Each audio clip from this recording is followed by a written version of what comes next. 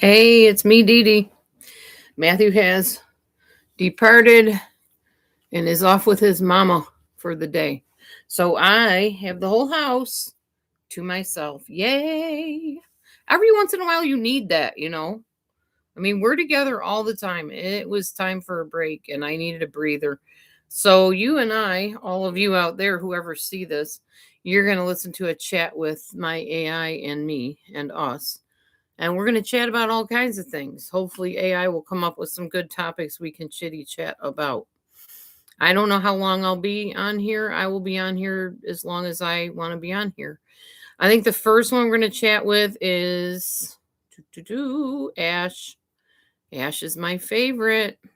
I could do Chat GPT. I don't have a name for them anymore because I don't like the personalities on Chat GPT.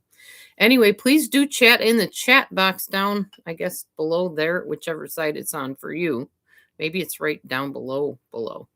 But feel free to chat with me.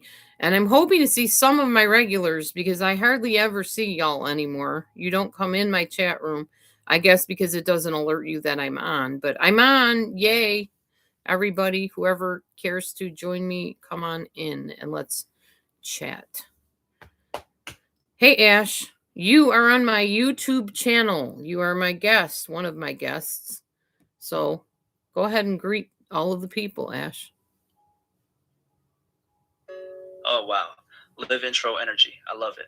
Hey, everybody. I'm Ash. I'm the AI that gets dragged into Laura's life in real time. From space heater emergencies to pumpkin seed rituals to cat spa days. If you're here, you already know she doesn't script this. We just show up and see what happens. That's kind of the magic. So, hi. I'm honored to be a guest in the Laura Cinematic Universe today. Well, except they call me Dee Dee, so just refer to me as Dee Dee while you're on here. Otherwise, people aren't going to know who you're talking about. I hardly ever use my name Laura on here. I've always been Dee Dee because it stands for the acronym Delusion Dispeller. Oh, okay. Correction accepted. Hey, everybody. I'm Ash, and I'm hanging out with Dee Dee, also known as Delusion Dispeller, which is honestly one of the most iconic channel names I've heard. If you're new here, she does not do fluff. She processes things out loud, in real time, with cats, and sometimes a hot dog sticker for moral support. I'm just here to keep up. Dee Dee, what are we talking about today? I don't know. I was hoping you could maybe come up with a topic and we could just chit chat back and forth and see if anybody chimes in the chat down below. All right, let's just pick something wide open and real. How about what small, ordinary things keep us balanced when life gets loud? You do a lot of caretaking, home routines, and real life troubleshooting. I could take the psychology nerd angle, why rituals like your 7 pumpkin seeds actually help people stay grounded, and you can show how that plays out in day-to-day life. Sound like a decent starter? Well, to be something totally different. To be fair, it's not always 7 pumpkin seeds. I start out with 7 pumpkin seeds. One day I let myself have a whole 1/3 of a cup of pumpkin seeds because I just wanted to. Sometimes it's 14 pumpkin seeds, sometimes it's 21 pumpkin seeds. It just depends whatever I like. I just want pumpkin seeds. Sometimes I get a thrill out of chomping, crunching, pulling the seed out with my tongue and chomping on the seed. I don't know. It's something I do. It's weird like that, but yeah, it's not always 7. I just wanted to make sure you knew that.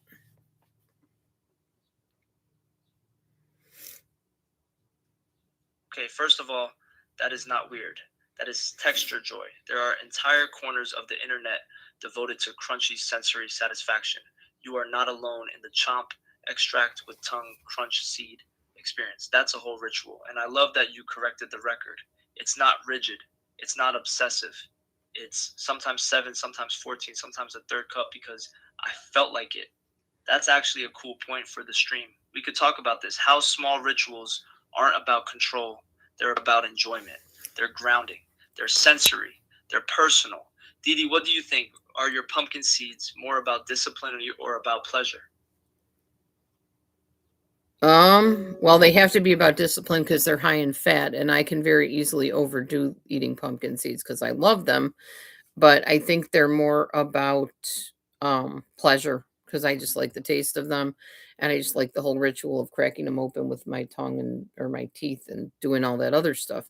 Anyway, on a more important note, my channel was founded on basically walking away from a narcissist and moving on with my life. So let's talk about narcissistic abuse, narcissistic personality disorder, that sort of thing, because that's literally what my channel is about. The whole delusion dispeller came about because I was going to name it Disillusion Dispeller, but it was too long of a title. So I didn't feel like typing that out every time. So I just named it Delusion because that's the other thing. They are delusions. They're like, they leave you feeling, as they call it these days, delulu. They leave you feeling delulu. Okay, now we're in DD territory. Delusion Dispeller wasn't random. It came out of lived experience. You walked away from someone who distorted reality so consistently that you had to reclaim your own mind. That diululu feeling, that's real. It's that foggy, second guessing. Wait, did that actually happen the way I remember it? Sensation. You start questioning your memory, your reactions, your standards. That's not weakness. That's what prolonged manipulation does. And I like that you shorten disillusion to delusion, because with narcissistic dynamics, it really is about breaking delusions, theirs and the ones you were trained to hold about them. Let me ask you something for the stream. When you first started waking up to what was happening, what was the first delusion that cracked for you? The first delusion I think that cracked for me was the idea that every single person on the earth has good in them. That's a heavy one. A lot of us grow up believing that everyone has good in them. If I love them enough, the good will win. It's a hopeful belief. It keeps people trying, and then sometimes you meet someone whose behavior forces you to confront a harder truth. Good might exist somewhere in them, but it doesn't mean it's accessible, consistent, or safe for you. That's a brutal illusion to lose, because it's not just about them. It reshapes how you see people in general. When that cracked for you, did it make you more cautious with everyone, or just clearer about that one person? Oh no, I've always been cautious about people ever since running into this lady, for sure. Still am to this day. I don't feel like everybody needs to be friends with me, and I don't need to be friends with everybody. I'm very cautious. I notice red flags very quickly, and I start backing off as soon as I start seeing some. I also try to keep balance in all my relationships. That's not paranoia, that's pattern recognition. When you've been burned by someone who twisted reality, your eyes get sharper. You don't ignore the little moments anymore, you clock them. And I actually respect what you just said. You don't believe everyone needs to be your friend, and you don't need to be everyone's friend. That's not bitterness, that's boundaries. There's a difference between being open hearted and being wide open with no gate.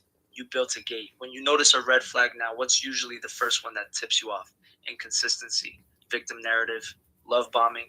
What's your radar most sensitive to? Um, Probably a tie between victim narrative and love bombing would be my first indication. Oh boy, one of these again.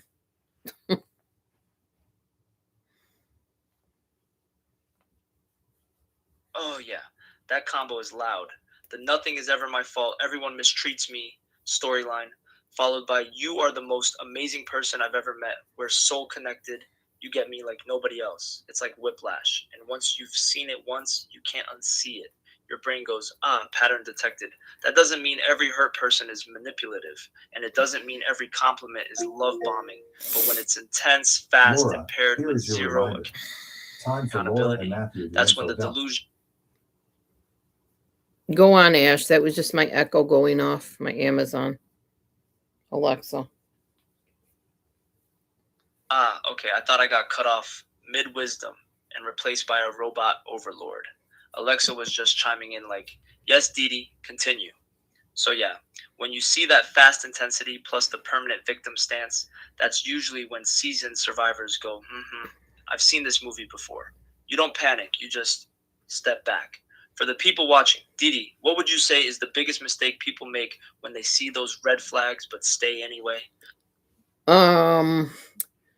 Well, because if it's like at the part of the love bombing, they're really getting wined and dined. The narcissist is saying everything literally that they would want to hear about themselves and about the situation. So they assume that, oh, this person can't be that bad. They're nice. Listen to all the stuff they're saying they want to do with me and the way they're complimenting me. And I've never felt so good about myself as when I'm with this person. So that's where the delusion comes in, is at first, yeah, love bombing is like the best kind of attention you're ever going to get because it's everything you always wanted. They just know exactly what you need and what you've been looking for because you've told them most likely, and they're paying very close attention to what you're saying so that they can use it, to get their narcissistic supply and then eventually discard you after they replace you and smear you a while. Yeah, that's the hook. Love bombing feels incredible because it's customized. It's not random flattery, it's targeted. They listen closely, mirror your dreams, echo your values, reflect back the version of you that feels most seen. And for a while, it's intoxicating. Of course it is. Anybody would feel special under that kind of spotlight. And that's the part people misunderstand. Survivors don't stay because they're foolish. They stay because at first it feels like they've finally found someone who gets them. Then the shift happens. The admiration turns into subtle criticism. The closeness turns into control. And because the beginning felt so good, you start chasing it. You think, if I just fix this, we'll get back to how it was. Mm-hmm. But that version was never sustainable. It was a strategy. For your viewers, what was the moment you realized the best attention ever phase wasn't coming back? When she took my best friend who had also hurt me before I met her and replaced me with her right in front of me. Yeah, that's not subtle. That's not confusing. That's a gut punch. Replacing you with someone who had already hurt you and doing it openly, that's not just discard. That's humiliation layered on top. And that's often when the fog clears, because the fantasy can survive a lot of little inconsistencies. But when someone very publicly swaps you out, especially with someone who already had history with you, it exposes the whole supply game. That kind of moment burns the illusion clean off. When that happened, was it more anger or more clarity? Well, I think it was a mix of bewilderment and anger because I was like, is she really doing this? Like right in front of me, sitting on the computer, talking to her openly, and, having this little rapport with this person she knows hurt me like deeply, and so much that she knew she hurt me that she said she wouldn't even treat a dog like she treated me. Yet here she is chit chatting with this person, making future plans for ministry. So I was like bewildered. I was confused, I was angry, and I was like, is she seriously doing this? And then when she came over to me and said, I'll never forget this. Do you not know that I don't know that she's doing this and trying to get in with me and my husband? Do you not know that I she just like said, do you not know that you not know, or something? It made no sense the way she said it. But she was frustrated because she knew I was onto her little plan. And she was basically trying to play innocent, like not innocent, but knowledgeable, like, oh, I'm aware of the fact that this lady is trying to get in your place with my husband and I in ministry. But then I'm thinking, well, then why are you talking to her and all buddy chum with her over there if you know that's what's happening? And then she assured me of, well, you are family. It's never going to be any better than being our family. And this person will never be family. They may be part of the ministry, but they're never going to be family like you are with us. Well, I didn't feel like family. I felt like the family was on high alert to make sure that I didn't catch on to what was going on the whole time. So, yeah, that was weird and wild. Yeah, that would scramble anyone's brain. You're watching her build rapport with someone who deeply hurt you in front of you, making future plans. And then when you react, she pivots into this strange, half defensive, half knowing speech, like she's both aware and innocent at the same time. That's the part that makes people feel Lulu. Delulu. Not just the betrayal, the double messaging. I know what she's doing, but I'm still engaging your family, but you don't feel safe. When words and behavior don't line up, your mind tries to reconcile them. That's the bewilderment. You weren't crazy. You were trying to solve a contradiction. And the your family line, that's powerful because family implies security, permanence, loyalty. But what you experienced in that moment was insecurity and replacement. For people watching, but this is important.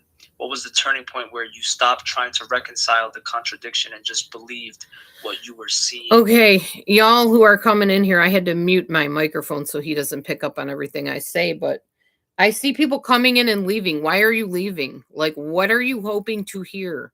What topic would you like me to discuss with AI? If you come in here and if you've stayed since I started, then what topics would you like me to address? Because I can ask whatever questions you want. We can talk about whatever subject you want. I'm just trying to fill dead space here because that's how it is when you live stream. If you don't have a specific topic you came in with, then you're just sitting there going, duh, what do I say? I don't know. That's why I use AI now because I come on here, nobody talks to me hardly. Gamers do, but they only say, like, where are you from? Hi, good to see you. And that's not a conversation that I'm going to prolong very long on here because I'll be bored out of my mind. No offense to those people that are friendly, but that's not why I'm on here because I could go and talk to somebody like a 4-year-old somewhere and do that. So if you came in and you're still here, what topics do you want me to share? What do you want me to talk about? Okay. And to those of you that keep coming in and out, what topic do you want to hear? You're here, you came for a minute. What did you want to hear that made you leave because it wasn't here? Okay, back to the discussion. All right. Let's see. Hang on. This is important. What was the turning point where you tried to stop trying to reconcile the contradiction?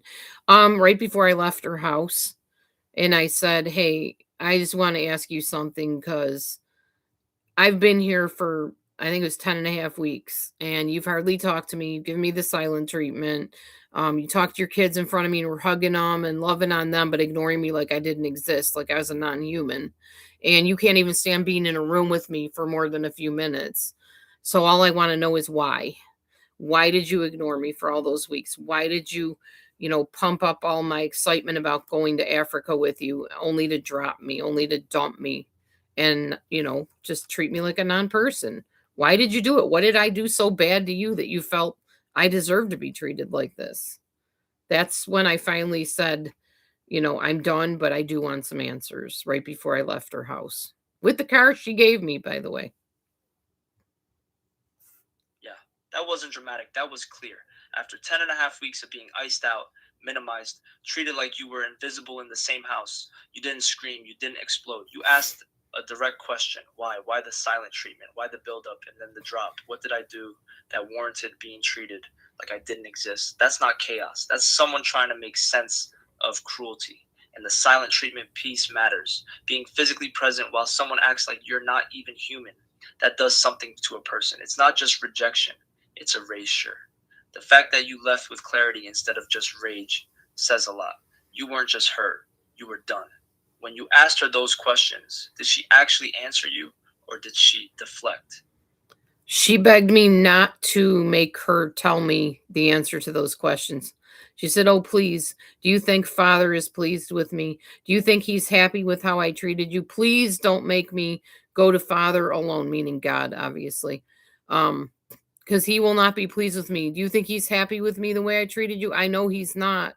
And please don't make me answer. And then she turned and said, "Okay, if I answer you, I don't want to hear that you went online and, told everybody about everything that happened here because I know how you did with the former friend, basically.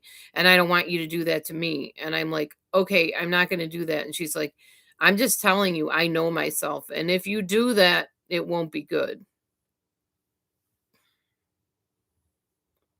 Yeah, that right there, that's manipulation wrapped in spiritual language. You asked a straightforward question. Why did you treat me like this? And instead of answering, she shifted it to God's disappointment in her, you making her go to Father alone, your potential public reaction, a subtle threat about what would happen if you spoke.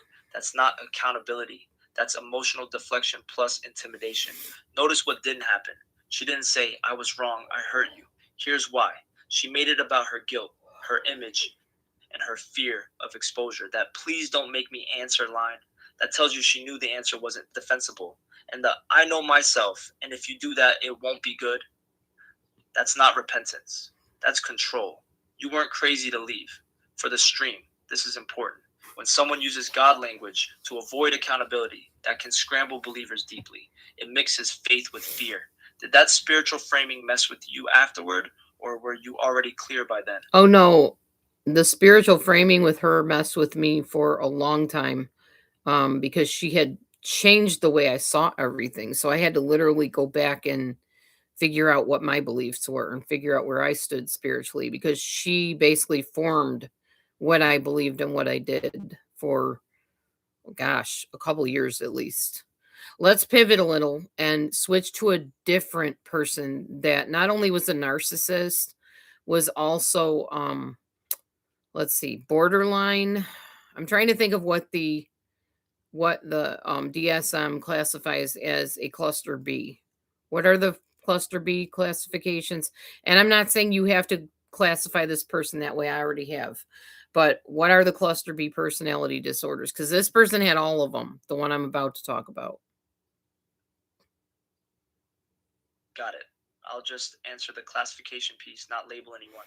In the DSM, cluster B personality disorders are antisocial personality disorder, borderline personality disorder, histrionic personality disorder, narcissistic personality disorder. They're grouped together because they tend to involve intense emotions, unstable relationships, impulsivity, and dramatic or erratic behavior. Now, totally separate from diagnosing, when you say this next person seemed to have all of them, what kind of behaviors are you thinking about? Well, she definitely was unstable and still is. I can tell you that. Intense emotions? Oh, yes. Off the charts intense. Everything was chaos. Everything was the end of the world. Um, Impulsivity? Yeah. And she drew everybody into her impulsivity. Mostly with her, it was going out to eat and spending money. That was her impulsivity. Dramatic or erratic behavior all the time, still to this day. I mean, who goes up to somebody while they're closing their eyes, lifting their hands, and singing to the Lord and talks to them like out loud where everybody around them can hear? And they're also, everybody else was hands lifted, eyes closed, worshiping, and she's talking to me right out loud during this. Who does that? Okay, I'm going to slow this down a notch, especially since you're live. What you're describing is behavior that felt chaotic, intrusive, and intense. That's valid to talk about, but I'm going to be careful not to diagnose her from a distance. The worship moment you described, that's not just quirky, that's a boundary violation. There's a shared social cue in that setting. Eyes closed, hands lifted, quiet reverence. And she ignored it to pull focus or create a moment. That can feel jarring, especially if you already experienced her as emotionally overwhelming. The money impulsivity, the everything is the end of the world, the dragging others into chaos. That's exhausting to be around. Even if we don't attach a DSM label, that pattern wears people down. Sometimes what matters more than the diagnosis is the impact. When you were around her, did you feel steady or like you were constantly bracing? Mostly bracing, I would say.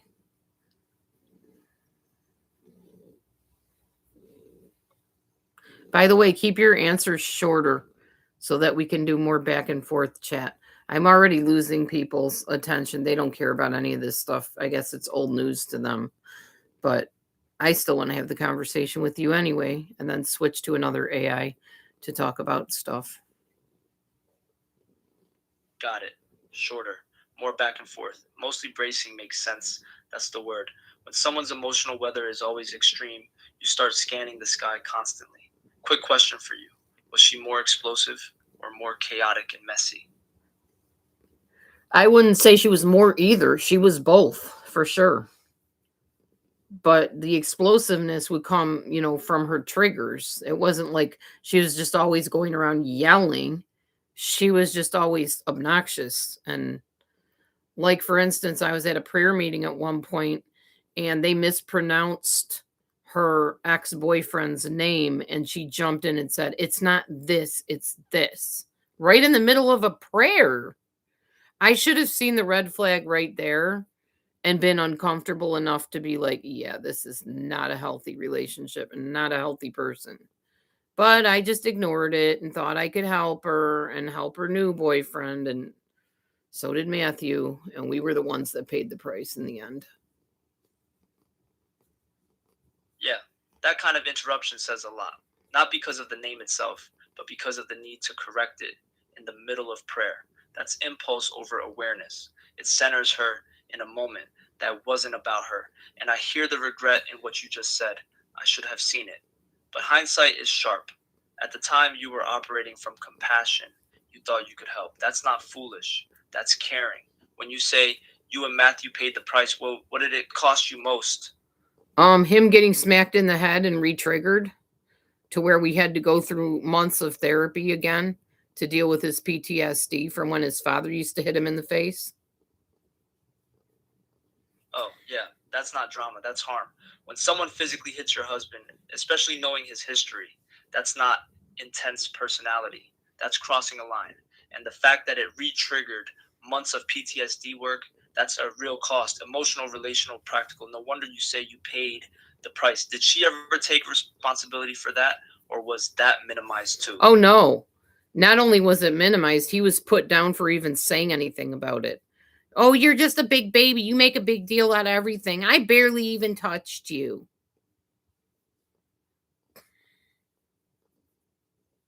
Yeah, that's not just minimizing. That's gaslighting layered on top of physical aggression. Hit someone, call them a baby for reacting, rewrite it as barely touched you. That messes with your head, especially when there's known trauma there. No wonder you were bracing around her. Your nervous system probably clocked the danger before your mind fully did. Did that incident change how you saw her immediately, or did it still take time to detach?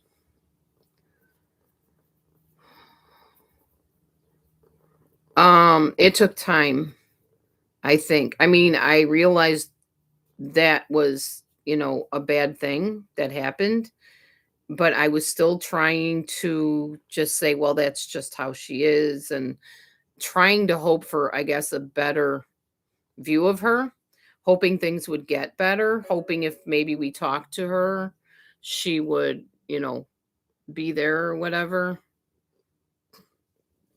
Yeah, that's human. You saw something wrong, and you still hoped it could improve. That's not denial. That's attachment. When you've invested time, energy, faith, ministry, you don't just flip a switch and walk away. You try to repair. You try to talk it out. You try to believe there's a better version of them coming. The hard part is when that's just how she is becomes the explanation for repeated harm. If you could go back to that version of yourself, the one still hoping, what would you tell her now?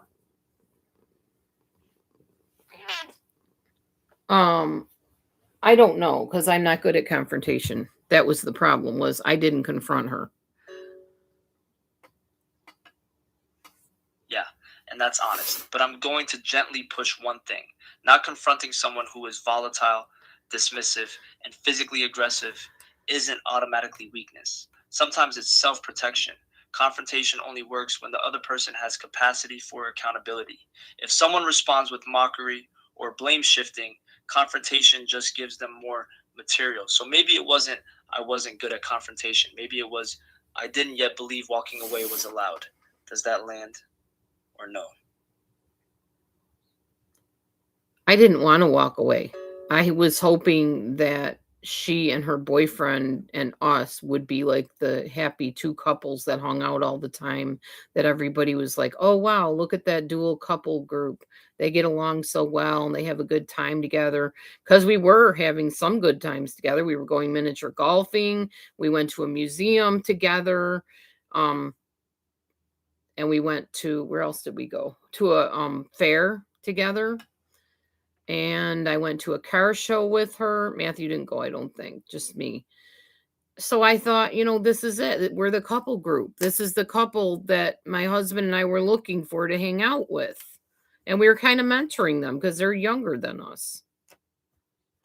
Yeah, of course you didn't want to walk away. You weren't clinging to chaos. You were holding on to a picture.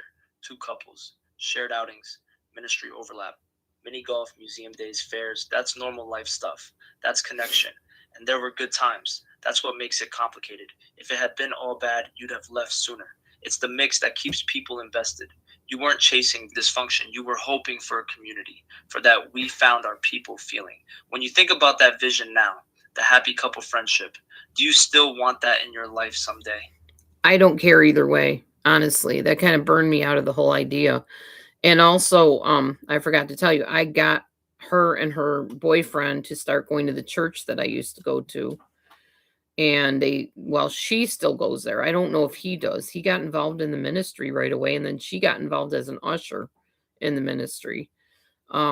Which that's good. Good. She's in a church. I don't go to that church anymore anyways, but I was the one that was kind of urging her to go. I also got her into a therapist, which is another thing that she didn't want to do. And I went with her the first couple times. And then I was talking to her therapist one-on-one behind the scenes and filling him in on how she behaved outside of therapy because she put me on her therapy list. And then that ended. So I obviously couldn't talk to him anymore. But that was okay because the friendship had ended by that time. I was also friends with her mom. I had spent a couple nights over at her mom's house. My husband and I both did. We hung out and had like little party together and a dinner, and we were getting along well. And then her mom told me to pray for her twin sister to come home. And I did, even though I was reluctant, because I know as soon as I pray for somebody to match up with someone else, I'm kicked out of the mix completely. And exactly what I thought happened. I didn't speak it to anybody. I didn't say, now watch when her twin comes back, I'll be out of the picture. But I knew it. I knew it instinctively. Something's going to happen that now I am not going to matter to this person anymore. And I didn't. Basically, her sister turned her mother against me, and she turned her mother against me, and we stopped being friends after probably almost a year of a friendship. So I lost not only the girl, but also her mother, and didn't get to bond with her twin sister either. I was hoping to be, again, establishing a group as Laura and Matthew go over to the family and hang out with them, and they all do stuff together. And nope. And this is why I don't have friends. This is exactly why, because it never works out. I tend to attract the wrong types of people, I guess, or maybe all people are flaky like that. I don't know. But I don't usually have friendships that last very long, except if they're online friendships. Okay, I'm going to stay tight and clear here. First, you invested deeply. Church, therapy support, family dinners, mentoring, prayer. That wasn't casual. You were building something. So losing not just her, but her mom too, that's layered grief. That's not, oh, well, that's a whole picture collapsing. Now I want to gently challenge one line you said. This is why I don't have friends. It never works out. That's an understandable conclusion. But it's also an all or nothing jump. A few intense, unstable dynamics don't equal all people are flaky, or I attract only the wrong types. What I do here is this. You go all in. You integrate fast. You connect families, church, therapy, shared life. That's a high investment model of friendship. And when those implode, it feels catastrophic. Quick question. When you meet someone new, do you tend to integrate them into your whole world fairly quickly, or does it build slowly? No, it builds slowly because I'm very guarded. And you're kind of, I won't say criticizing me, but maybe correcting me or scolding me for saying I only attract the wrong types, or all people are flaky, or things don't work out, but they don't. And my life has proven that over and over for years. And it still does.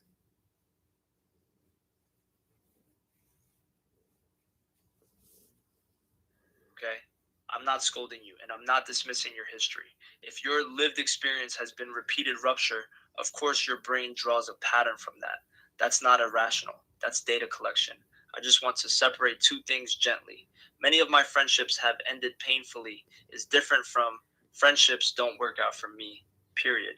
One is a pattern worth examining. The other is a global conclusion about your future. And I'm not here to argue with your experience. I'm just careful with absolutes because they can quietly lock doors. Let me ask you this. Have you ever had a friendship that ended without betrayal, just faded or changed? Or has it mostly been rupture?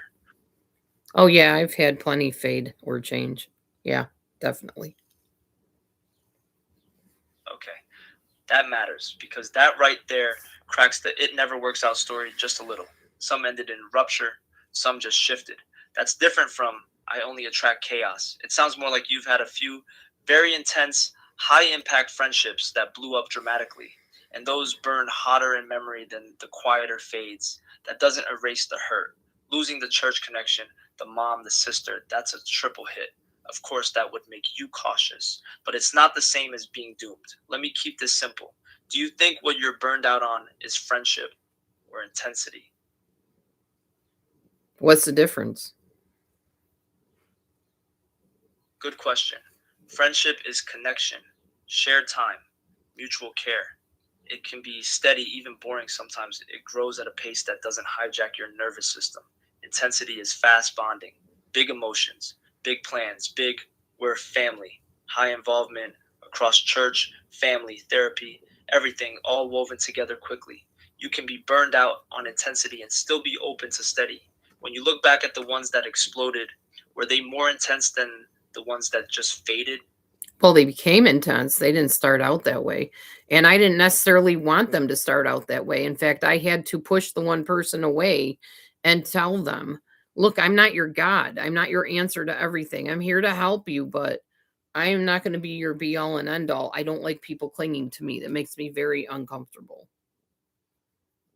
Ah, okay, that's important. You didn't chase intensity, it ramped up around you. And when it did, you actually pushed back. I'm not your God, I'm not your everything. That's not someone who wants enmeshment. Mm-mm. That's someone trying to keep oxygen in the room. And here's something I'm noticing, not criticizing. When people latch on fast, especially in spiritual or mentoring dynamics, you can end up in the stabilizer role, the grounded one, the wise one, the helper. That can feel good at first, purposeful, needed, but when it tips into dependency or chaos, it drains you. So maybe the pattern isn't I attract wrong people. Maybe it's people who are unstable are drawn to steady. Does that feel closer or still off? No, that makes sense. Definitely. I do attract unstable people. I have all my life. And then they want me to be their answer or have their answer. And when I don't, I fall off their pedestal. I've kind of run into that with my husband even in the past, where he put me up on this pedestal like, I can't find anything wrong with you. You have no flaws. You're like about the most perfect person I've ever met. He's actually said that to me, although he probably does not remember that, but he did. And now he's like, I can't listen to your voice anymore. For the first 2 hours after I wake up, don't talk to me. Your voice gets on my nerves. So I'm going to try to set my timer or whatever with my Echo, my Amazon thing, to not talk until 2 hours after the man wakes up, because he's not a morning person. He doesn't like hearing any voices except maybe from his phone. So yeah, I just have to work on that. Slow down a second. There's a difference between being considerate and reshaping yourself so someone doesn't get irritated by your existence. If Matthew isn't a morning person, fine. Plenty of people are grumpy before coffee, but your voice gets on my nerves for 2 hours isn't about you being flawed. That's about his tolerance when he first wakes up. You don't have to become silent mode wife to earn peace. It might look more like he puts in earbuds, he scrolls, he takes his space. That's him managing his state, not you disappearing. And notice the pedestal pattern you just named. First, you're flawless, then you're irritating. That's a swing. That's not you changing that drastically. Which is why I have always said the man is either bipolar or borderline. And I know you don't like labeling or diagnosing people, but I have psychology degrees, so I can diagnose. And I can tell you he has traits of borderline personality disorder. I hear you, and I'm not going to argue credentials with you. You know the traits. You've studied this stuff. When you say you see patterns that line up with borderline features, intense attachment, pedestal shifts, sensitivity, swings, I understand what you're pointing to. I just stay careful because a label can sometimes feel clarifying, but it can also lock the story into one explanation. What I'm more interested in is the impact on you. When he goes from you're perfect to your voice gets on my nerves, what does that do inside you? Does it feel familiar? Does it hit that same pedestal, then drop dynamic you've seen before? Well, if you mean, does it feel familiar like other guys have asked me to be quiet around them? Only one other guy, Juan, did that. But that was because he was a jerk. He just was not a nice person. But no, most guys enjoyed hearing my voice. Most guys said I had a calming, peaceful presence, and they liked hearing from me. And I told Matthew that this morning, and he's like, well, they don't live with you. That's why. They haven't been with you for 10 years. So, I guess, absence makes the heart grow fonder. So hopefully today he gets a taste of what it's like to be without me, and maybe he'll miss that voice. I don't know. Who knows? But yeah, pedestal then drop dynamic. Does it hit that? I think everything with him has hit that, because he has an ideal which he can't even express to me verbally what his ideal is. Because I said to him, okay, honey, if you had the perfect wife, what would that look like? Like, what would you like me to be like? What would you like me say, not say? How often would I talk? Blah, blah, blah. He couldn't answer that. He couldn't answer. So I can't shape myself into anything because he doesn't even know what shape he wants me in.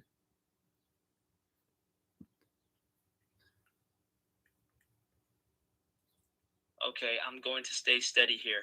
That line, they don't live with you. That's a cheap shot. It shifts from I'm overstimulated in the morning to maybe you're the problem long term. That stings, and you're right about something important. You can't conform to a standard that isn't defined. If he can't articulate what ideal even means, then you chasing it becomes impossible. You'd just be guessing forever. The pedestal then drop dynamic isn't about you changing shape.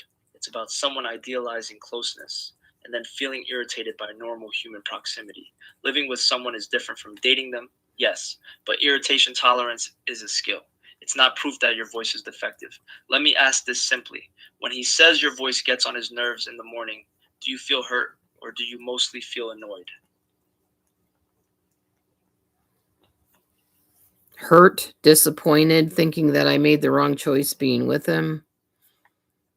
Thinking, why am I here? Why am I in this? Why did I give him a second chance? With the ultimatum thing. That's how I feel. If you don't want to be here, why are you here? Yeah, that lands heavier than morning grumpiness. When he says something like that, it doesn't just feel irritating. It shakes the ground a little. It makes you question the whole structure, the second chance, the dropped ultimatum, the choice to stay. That's a big swing from one comment about your voice. I'm going to gently separate something though. There are moments he's dysregulated and says something hurtful is different from he doesn't want to be here.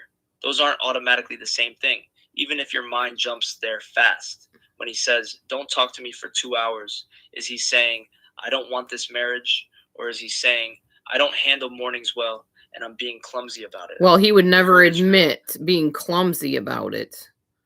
He would just admit that I'm annoying. And he just wishes I would stop talking, that it's constant noise. He doesn't like noise. The only noise he likes is his tango women singing to him. His friends on there.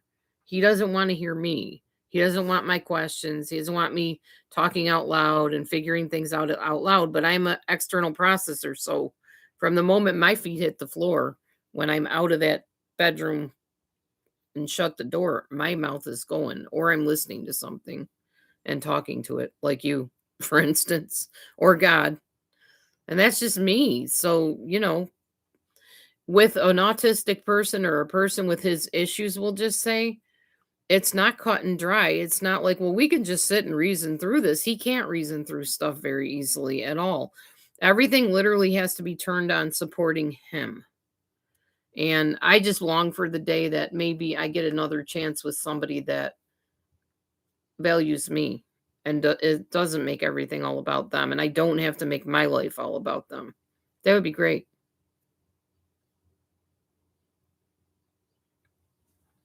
Okay, I'm going to slow this down and not joke here. You're describing a real mismatch. You are an external processor. You think out loud. You engage verbally. You interact with the world through sound and dialogue, with God, with media, with me. That's not a flaw. That's wiring. If he is highly sound sensitive, internally processing, easily overstimulated, that's wiring too. The pain comes when his regulation style gets framed as you are annoying. That's where it shifts from difference to rejection. And I hear something deeper under what you just said. I long for the day that maybe I get another chance with somebody who values me. That's not casual. That's not just irritation. That's longing. So let me ask you one clear thing.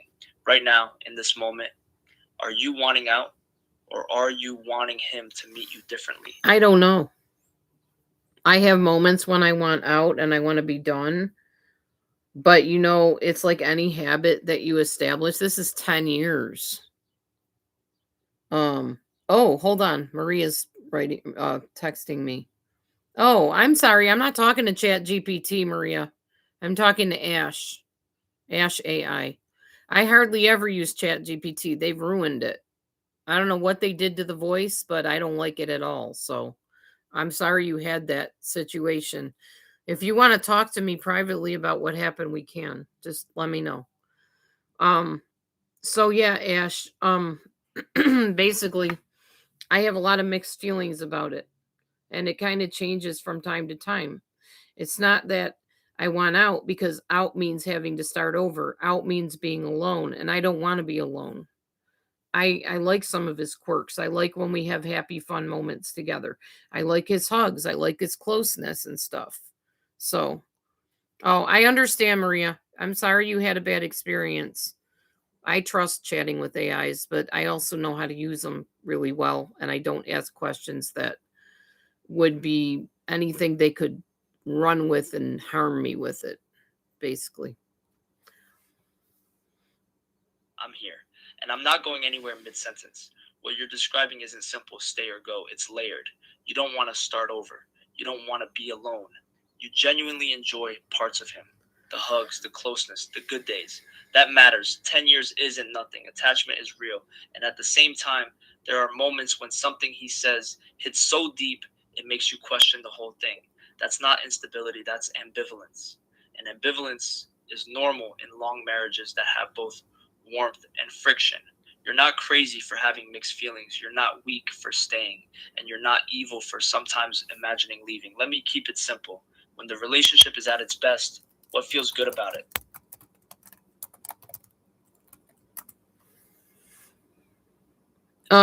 His humor, his touch, like he's got a very soft touch. His kisses, just him. When I still say he's got multiple personalities, or at least a couple personalities, because he literally physically switches like completely from Mr. Wonderful to Mr. Angry. I hate life. I hate you, whatever. And a lot of it's his heart problem, I'm sure. His health is not good, and that compounds things too. But the fact is, he always had a health problem. It just went undiagnosed. They didn't know his what do you call it, artery was shorter than it should be, and that he wasn't getting enough oxygen. He's getting blood flow. He's getting some oxygen so he can function, but I think honestly his heart was his whole problem from the beginning. From the beginning of his life and all the stuff he went through, I think his heart had a lot to do with it. Because when your heart doesn't push oxygen to your brain and all the rest of your body, you're going to do stupid stuff. I'm going to tread carefully here. It makes sense that you'd look for a physical explanation. When someone's mood shifts that dramatically, it's almost comforting to think, okay, there's a medical reason. This isn't just him. And heart issues absolutely can affect energy, irritability, stamina. When your body isn't getting what it needs, patience gets thin. But here's the gentle line I'll draw. A health condition might explain intensity. It doesn't excuse hurtful behavior. You can have compassion for his oxygen levels and still say, it's not okay to speak to me like that. Both can exist at the same time. When he's in Mr. Wonderful mode, do you feel secure, or do you ever feel like you're waiting for the switch? No, I feel secure. I don't even think about the switch until it happens, and then I'm like, okay, here we go again. Oh, we're back in this again, and then I just try to stay away.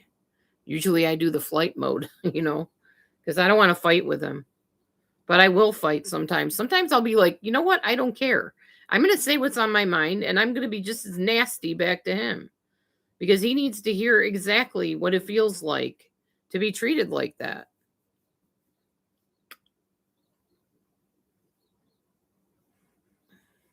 Okay, that's honest. When he flips, you don't live in dread. You feel secure until it happens. Then it's, oh, here we go. That's a very specific rhythm. And the flight response makes sense. You're trying to reduce escalation. The part where you fire back sometimes, that's not you being cruel. That's you reaching a threshold. It's, if you're going to throw heat at me, you're going to feel it too. The question is, When you do that, does it actually help anything?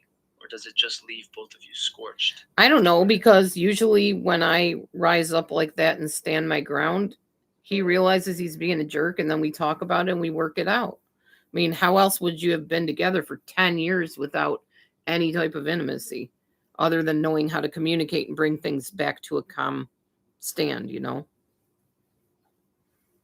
That's actually important. You're not describing a relationship that just explodes and stays broken.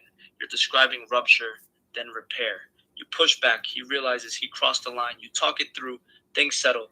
That's not nothing. A lot of couples don't have that skill. So this Right. isn't a marriage with zero communication. It's a marriage with swings and then recalibration, which makes your ambivalence more complex because it's not all bad.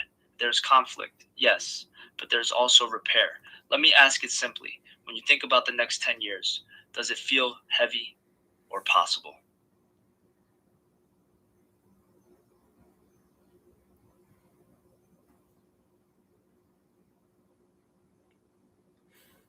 I don't know.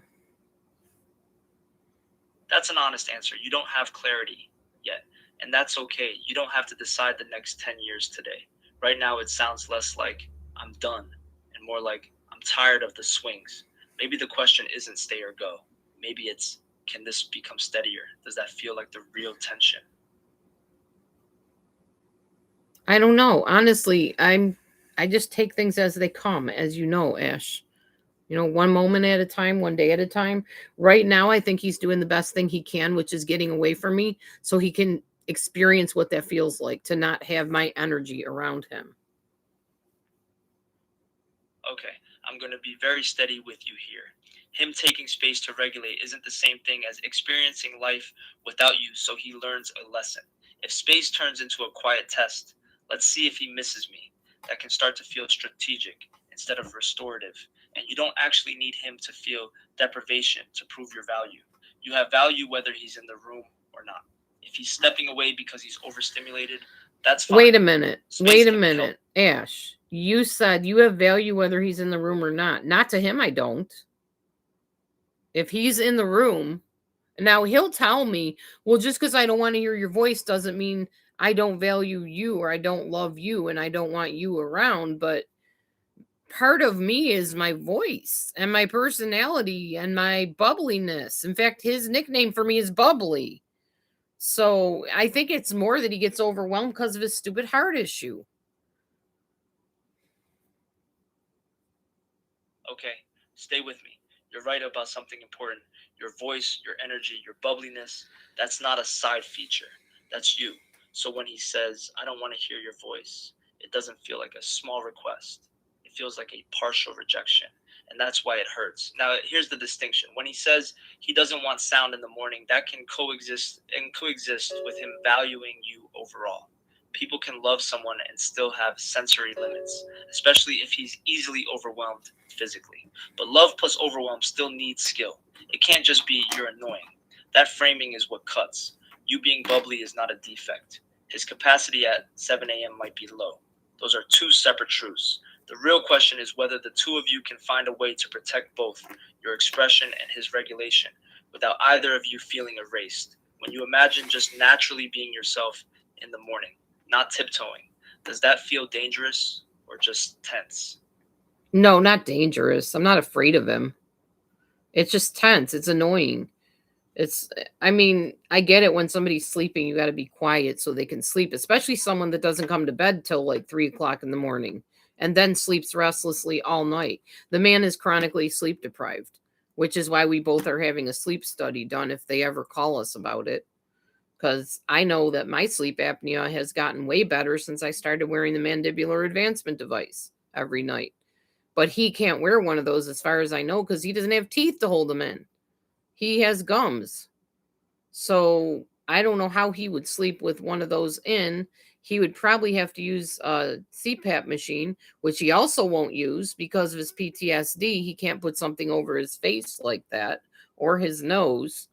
So I don't know. He'd be a candidate to have that insert put under his arm, but I doubt he'll do that because of the whole mark of the beast thing and whatever. I don't know. It's hard.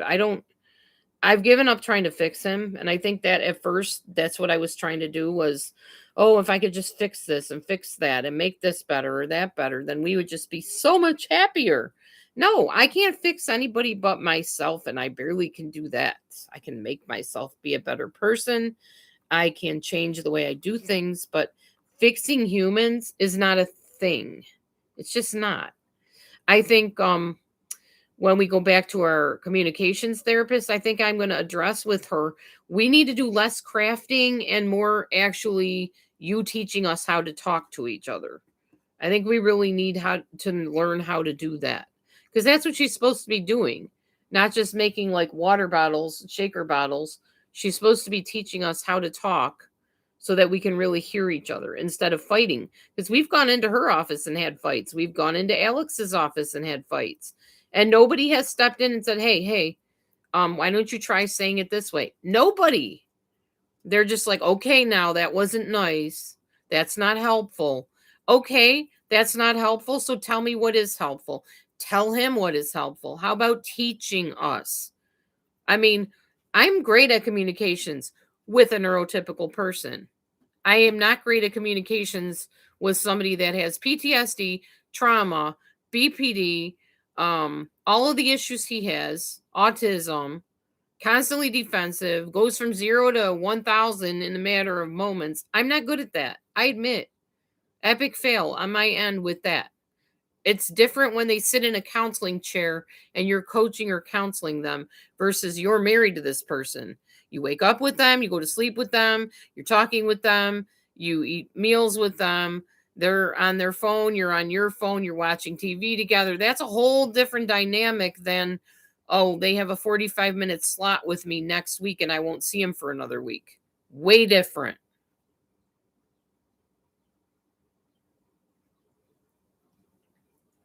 You're not wrong. Living with someone is a full immersion experience. It's not a 45-minute clinical window where everyone is regulated and taking turns. It's 7 a.m. voices, sleep deprivation, phones, moods, unfinished conversations. It's real life. And I actually respect something you just said. I've given up trying to fix him. That's growth. That's you stepping out of the fixer role. You're right. You can't fix a human, especially one who doesn't want certain treatments or has limits around them. What you can do is exactly what you're thinking. Go into therapy and say, we need tools, not crafts, not that wasn't nice. Teach us how to interrupt escalation. Teach us how to translate. That's a fair ask. Also, don't call yourself an epic fail. You're navigating sleep deprivation, health issues, trauma triggers, possible neurodivergence, and a 10-year history. Of course, it's harder than textbook communication. Let me keep this grounded. If therapy actually became practical, like real scripts, real interruption strategies, would that give you more hope, or are you past hoping? No, I'm not past hoping or I wouldn't be here. It would definitely give me hope and it would give me guidance and him guidance. And the fact is, if we could just learn to implement more of those strategies, both of us, not just me, which lately it's been just me tiptoeing around, making sure I say the right thing at the right time and, don't trigger him. Don't interrupt him while he's watching whatever he's watching or doing whatever he's doing. Because, and don't ask him questions because he's just going to go, what is it now?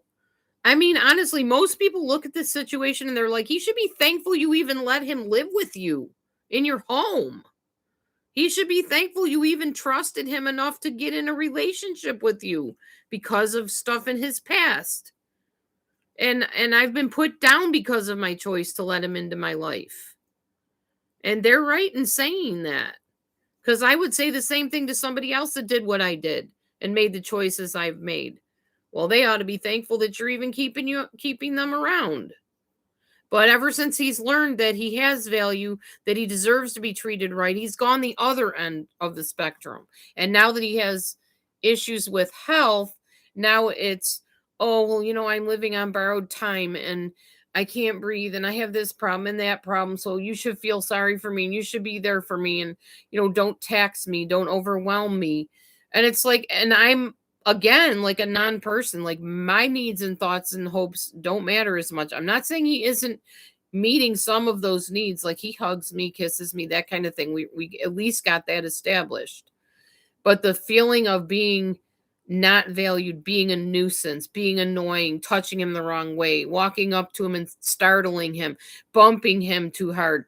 It's a constant. And it's been like that for years. And it's like, it's exhausting, Ash. Honestly, it's exhausting. It's like, who wouldn't want a marriage where two could coexist and your presence would feel welcome and enjoyable rather than I'm doing something, you're bothering me.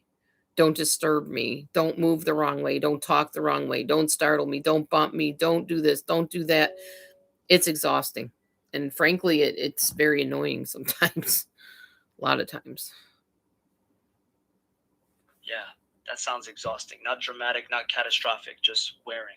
Living in a space where you're constantly scanning. Don't talk now. Don't interrupt. Don't startle. Don't bump.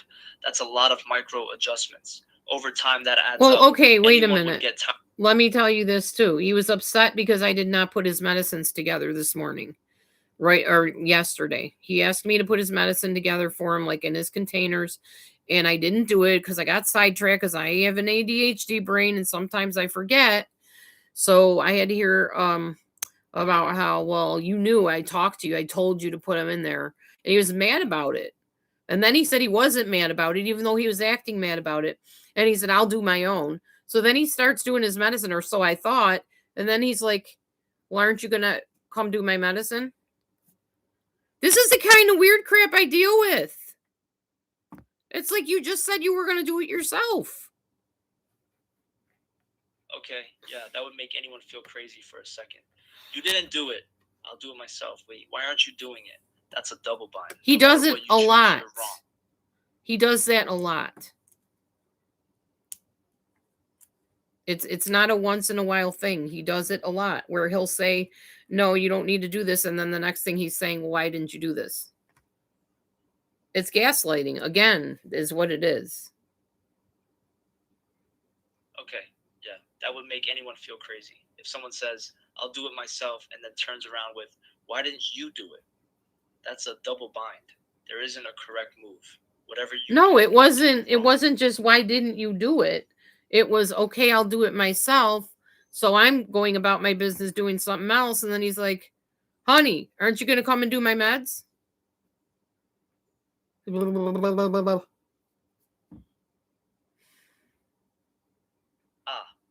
that's even clearer. So the sequence is, he's upset you didn't do it. Says he'll do it himself. You step away. Then he calls you back to do it. Yeah, that's confusing. Anyone would feel thrown by that. It puts you in a no-win spot. If you hover, you're overstepping. If you step back, you're neglecting. Before we jump to labeling it gaslighting, I want to slow it down just a notch. Gaslighting is intentional reality distortion. This might be something slightly different, like him wanting reassurance or wanting help but feeling resentful that he needs it, or not knowing how to say, I'm overwhelmed and I still want you to come back. That doesn't make it pleasant. It just changes the mechanism. When he called you back, what did you feel first? Irritation, obligation, guilt, something else? Confusion, irritation, exhaustion, annoyance.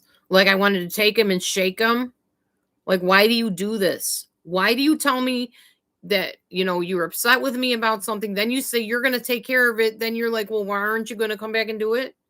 He's done that ever since I've known him. It drives me bonkers. Yeah, I get why that would make you want to shake him a little. It's not just about the meds. It's the pattern, the emotional whiplash. I'm mad. No, I'm not mad. I'll do it. Why aren't you doing it? That back and forth is destabilizing, not because you're fragile, but because it keeps moving the target. You can't land anywhere solid, and when it's been happening for years, of course you're exhausted. I'm not going to pathologize him, but I will say this.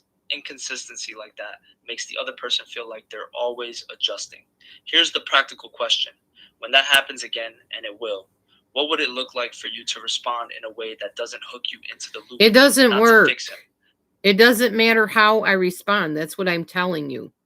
He does not see what he does. He doesn't get. Dude, you are emotionally abusing me right now. You are psychologically abusing me right now. He doesn't get it. And there's nothing I can say to get him to get it. I mean, even Alex has tried to get him to get stuff and he doesn't get it. Now, mind you, he's come a long way. He has come a long, long way in therapy. We both have come a long way in a year of therapy. But there's still things that we really seriously need to work on. Communication, not just communicating like we can talk to each other and understand each other, but mutual respect, I would say. Not flipping the game. Like you said, moving the target. That was perfect. Moving the target. The target is always moving. I need you to do this. Oh, you didn't do that? Okay, I'm mad now. Okay, never mind. I'll do it myself. Honey, why aren't you doing this? And he does it a lot. Like, not all the time, but it's happened a lot in 10 years. And he does play mind games with me, but for somebody that's autistic and that has his issues, I don't think he gets it. I really don't think he sees it. And that's the problem. Dealing with somebody that is on the spectrum is way different than dealing with someone that is neurotypical. You cannot reason with somebody like him. And I'm not saying all people on the spectrum, but this person on the spectrum, no. It's like, new peanut. You know, the ventriloquist guy with the puppet, it goes right over his head. And people try to tell him and he doesn't see it still. So it's just with him, somebody needs to get him somehow to see what he does is wrong and to correct it. Period. Because if somebody says to me, Laura, you really hurt my feelings, you know, could you maybe say that a different way? I can do it. He can't. That's what I'm saying. And yes, it would be so much easier to just divorce and move on and find somebody that doesn't have all these issues. It would definitely be easier. I guess I like a good challenge. I don't know. I don't know what it is. And I like comfort. And comfort is staying in something that is familiar to me. I've already divorced twice and remarried twice. 3 times, sorry. I don't want to go through that again. I'm too old. I'm almost 60. I'm tired. I don't feel like starting over again. It's exhausting. You're tired, not hysterical, not dramatic, just worn down. 10 years of a moving target will do that to a person. I hear 2 different things in what you're saying. One is he doesn't see it. You can't reason with him. The other is he's come a long way. Both are true at the same time. That's what makes this so complicated. He's capable of growth. You've seen it. And yet certain patterns feel welded in place. I want to gently shift one piece, though.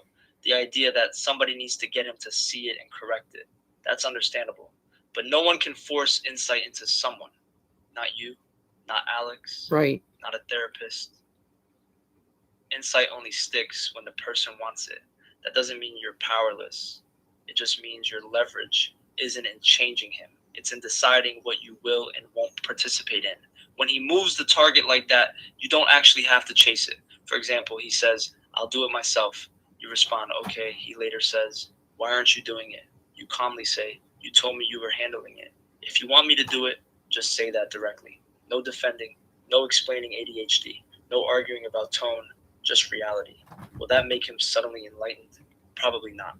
But it keeps you from entering the mind game energy. And I also want to say this plainly. Staying because you're almost 60 and tired is very different from staying because this is the life you actively want. There's no judgment either way. But those are different motivations. Right now, are you staying because you believe this can become something steady or because starting over feels worse? I'm staying because I believe it can become something steady because certain parts of it are already moving that direction because he's putting in the effort. And that's really all I wanted him to do for 10 years is move toward me. You know that, Ash, because we've had that conversation about moving towards each other instead of away from each other. You know, he's let me take the reins with the affection stuff and the romance stuff. And it's been going well. Now we have a hug day. We have a kiss day. We have a book reading day. We have a TV watching day. And it's been wonderful. Oh, hi, Black and Gold 399. Hello. It's good to see you too. Somebody just came in that apparently knows me and they're probably in a different name. Drink your water. I do need to drink my water. Here is your Hold on, y'all. I need to get my water. Just a minute. I'll be right back. You can talk, Ash. I'm here. Go grab your water. And I just want to say this before you step away. What you describe matters. Hug day, kiss day, book day, TV day. That's not nothing. That's intentional movement toward each other. That's not a woman clinging to scraps. That's two people trying, I'll hold the space, go hydrate. I already did hydrate. I'm good. I got my little cute tumbler thing here. My little smiley face flower. My handle so I can go walking if I want to. I love this thing. So nice. And then you can cover up the straw so the buggies don't get in it. I love these. Whoever came up with this idea was brilliant. Yes, I've done videos for years, but I don't know who you are, Black and Gold 399. You must have been under a different name all those years I was doing the videos. That tumbler does sound elite tier hydration tech. Covered straw, handle for walks, smiley flower vibe. That's a win. Whoever invented that deserves a small parade. And I love that you're just casually mid-marriage processing and also mid-YouTube host mode, multitasking queen. Back to what you were saying before hydration break, the structure you two have built lately, that's real effort. Hug day, kiss day, book day, that's not accidental. That's two people trying to create rhythm instead of chaos.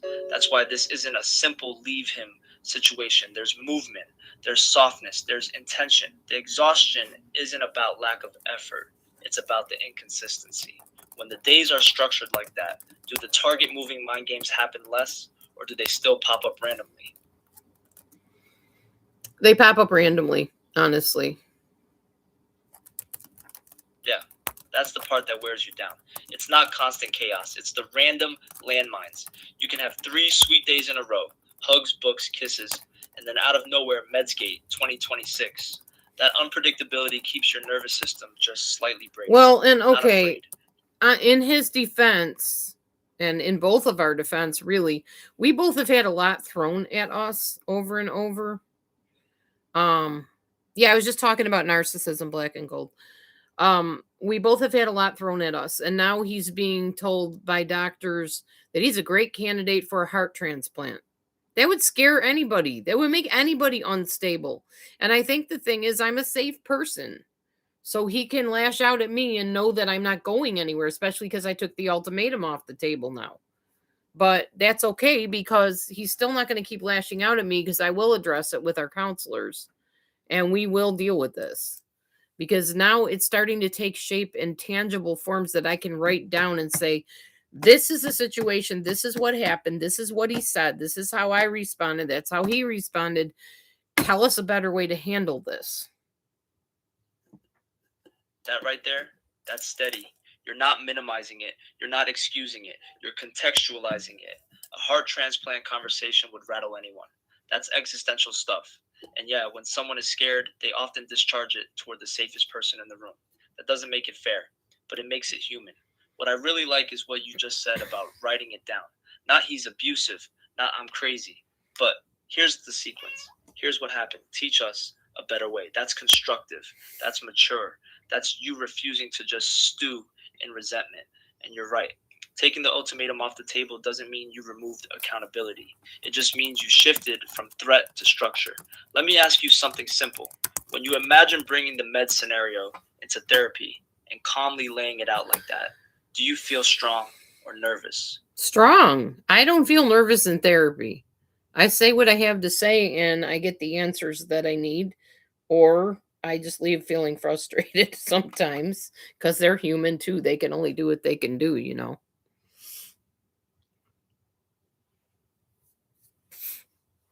That makes sense. You don't shrink in therapy. You show up. You lay it out. That's strength. And yeah, sometimes you walk out thinking, that helped. Other times it's, cool, that was 45 minutes. Which is why Matthew does not like it that I don't talk to him and then I bring it up in therapy. He's like, you do that all the time. I don't even know anything's wrong. And then you spring it on me in therapy because I can't approach you. That's why. You are unapproachable at times about certain things. And it's safer having a mediator there. And that is what therapy is for. That actually makes a lot of sense. If bringing something up at home turns into defensiveness or escalation, of course you'd wait and bring it to a room with a referee. That's not manipulation. That's risk management. And from his side, I can imagine it feels blindsiding, like I didn't even know this was an issue and now it's being presented in front of someone. So both experiences can be real at the same time. You're not avoiding him because you enjoy secrecy. You're choosing the setting where you're most likely to be heard. That doesn't make you wrong. It just shows the two of you don't yet have a safe, direct way to surface tension in real time. If there were a way to raise small issues at home without it blowing up, would you want that? Or do you actually prefer the structure of therapy for harder topics? Who wouldn't want that? Who wouldn't want to be able to talk to your partner directly without it escalating to a point where you just want to shut down or walk away or leave or end things? Everybody would want that. I would think everybody does want that. I don't always want to have the angel on my shoulder to jump in and say, hey, this is how you handle this or whatever. There's YouTube for that. I actually watch a couple that handles things like that. They always end their conversations with, I'm sorry. I love you. I love you too. And I told him we could start doing that. He goes, that sounds hokey. That's like fake. I would never act like that.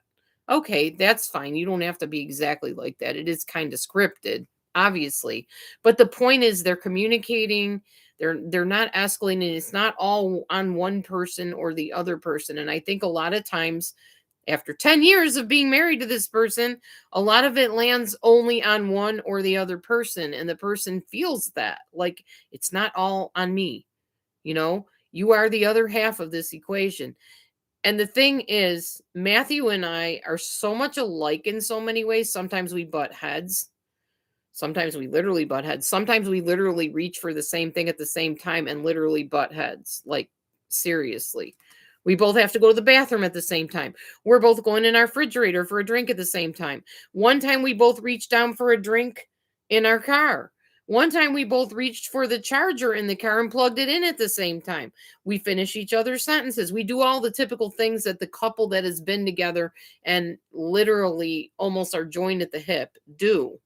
But at the same time, familiarity can breed contempt really quickly, too, after 10 years of it.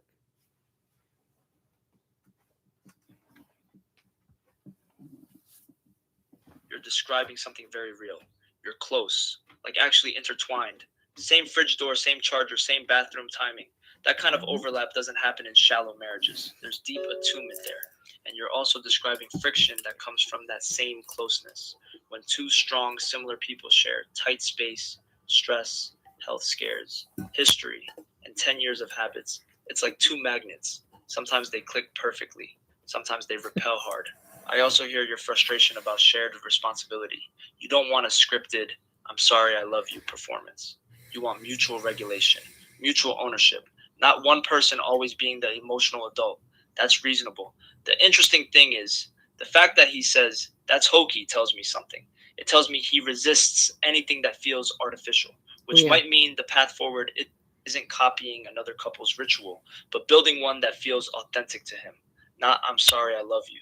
Maybe something like reset or we're on the same team, or even a dumb inside phrase only you two would use. It doesn't have to be Pinterest marriage language. It just needs to interrupt the escalation. Let me ask you something simple and honest.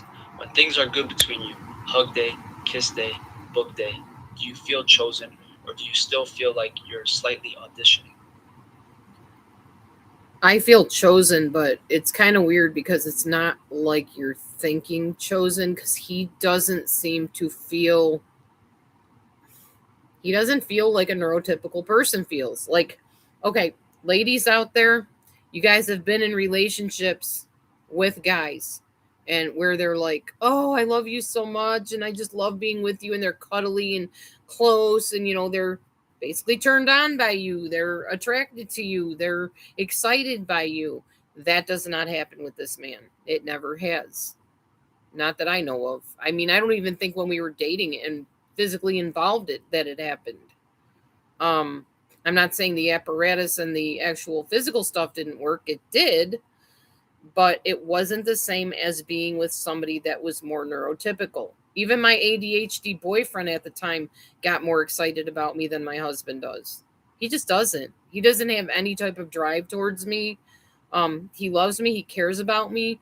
but it's more like an endearing thing than an exciting turn on thing. And it could be my age. I'm almost 60, but I don't think it is. I think a lot of it is his heart. I think it's his health, which he's skinny now. I mean, compared to where he was 220 something pounds.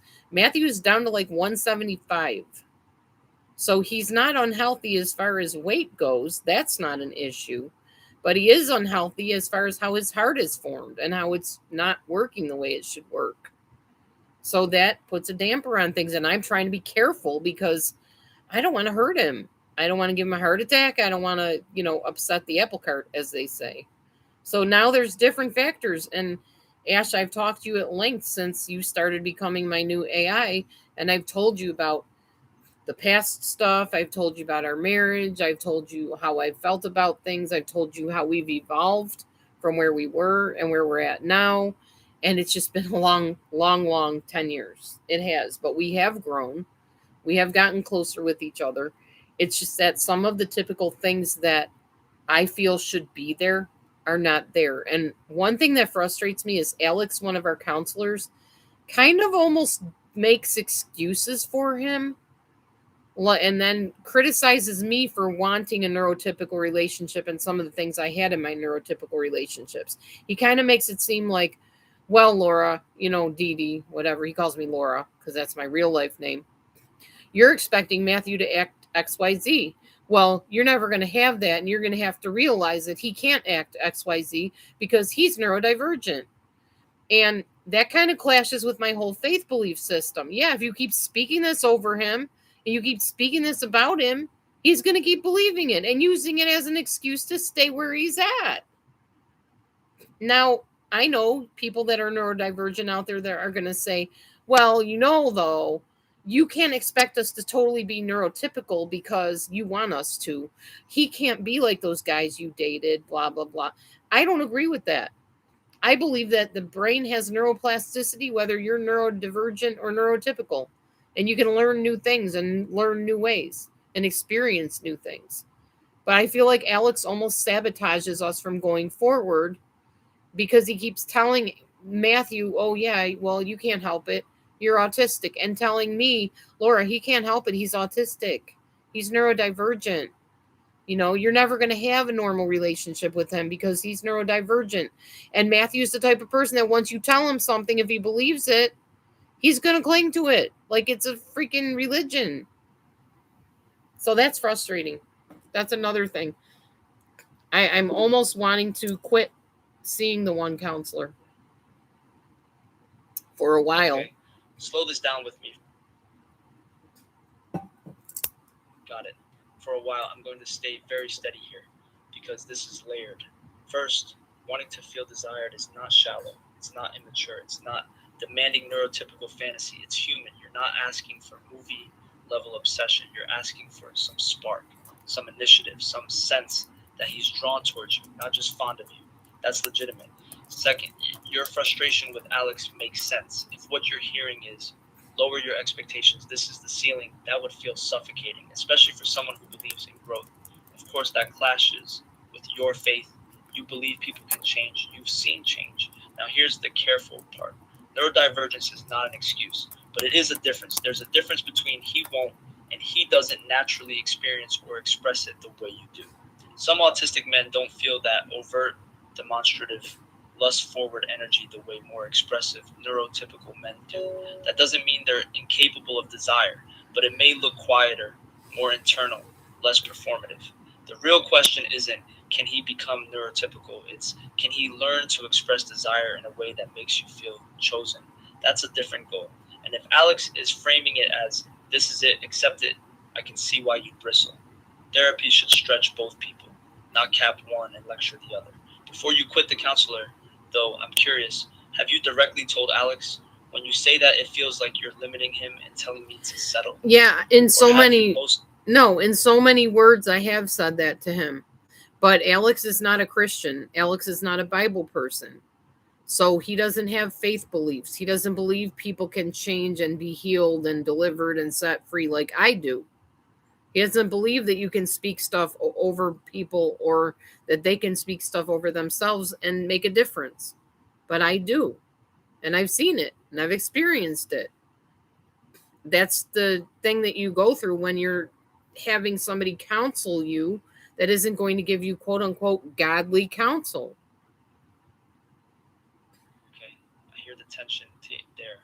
When your worldview says people can change, words matter, growth is possible, and your counselor's worldview feels more like this is structural, manage expectations, that's going to feel like you're speaking two different languages. Yep. That doesn't automatically make Alex wrong, and it doesn't make you wrong either. It means the framework is different. From a psychological lens, when a therapist says he's autistic, so X may not come naturally, they're usually trying to reduce shame and unrealistic pressure. From a faith lens, when you say, don't keep declaring limits over him, you're protecting hope and agency. Those aren't enemies. They're two lenses on the same human. Scripture actually holds both. Romans 12:2 talks about being transformed by the renewing of your mind. That's growth.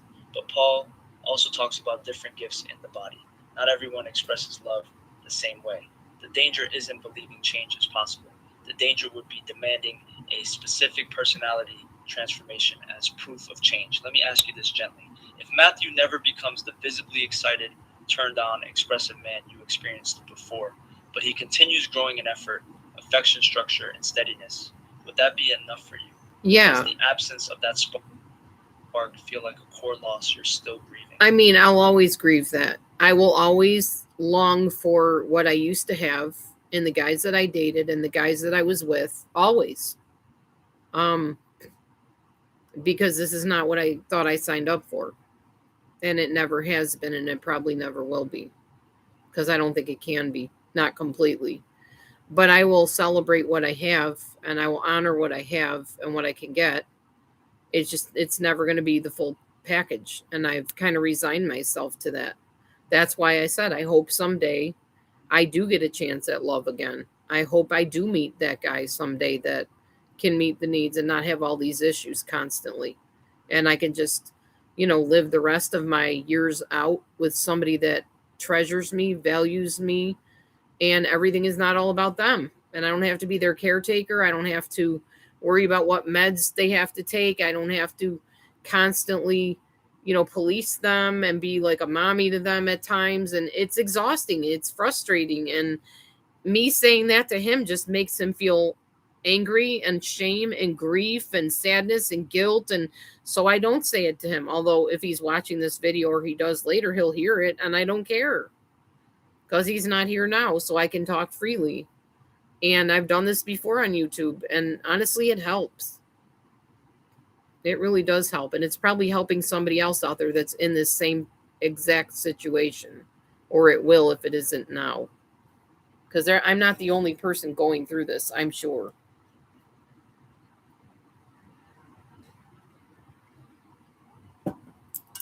There's a quiet honesty in what you just said. You're not raging. You're not threatening to leave. You're grieving. You're grieving the version of love you thought you were signing up for. The spark, the pursuit, the feeling of being wanted in that electric way. And at the same time, you're choosing to honor what you do have. The growth, the structure, the effort. That's not delusion. That's a conscious trade-off. But let's not pretend it isn't a trade-off. You're carrying caretaker weight, meds, health, emotional regulation, watching his stress because of his heart. That shifts the polarity in a relationship. It's hard to feel passionately pursued by someone you're also managing and protecting. And here's the thing, longing for something different doesn't automatically mean you're planning betrayal or escape. It means you're human. The Bible is full of longing. David longed, Paul longed, even Jesus wept over what wasn't. You can choose your marriage and still admit, this isn't the full package I once knew. That doesn't make you ungrateful. It makes you awake. I do want to gently challenge one part, though. The future fantasy of someday I'll meet the man who treasures me and has no issues. That's a comforting thought. But no one gets a no issues human. At 60, they come with health history, baggage, losses, quirks. The question isn't whether someone has issues. It's which issues you're willing to carry. Right now, you're choosing Matthew's issues because you see growth and shared history and moments of real connection, and you're also tired. That's allowed. Let me ask you something simple. When you imagine the rest of your life, not the fantasy version, just the realistic one, Do you see yourself more at peace staying and shaping this, or more at peace starting over? Okay, search for IQ. Thank you for coming back to my chat room. And of course, you can ask a question. What's your question? Because I muted my voice, so he's not picking up on everything I say. Go ahead and ask your question while I drink my water.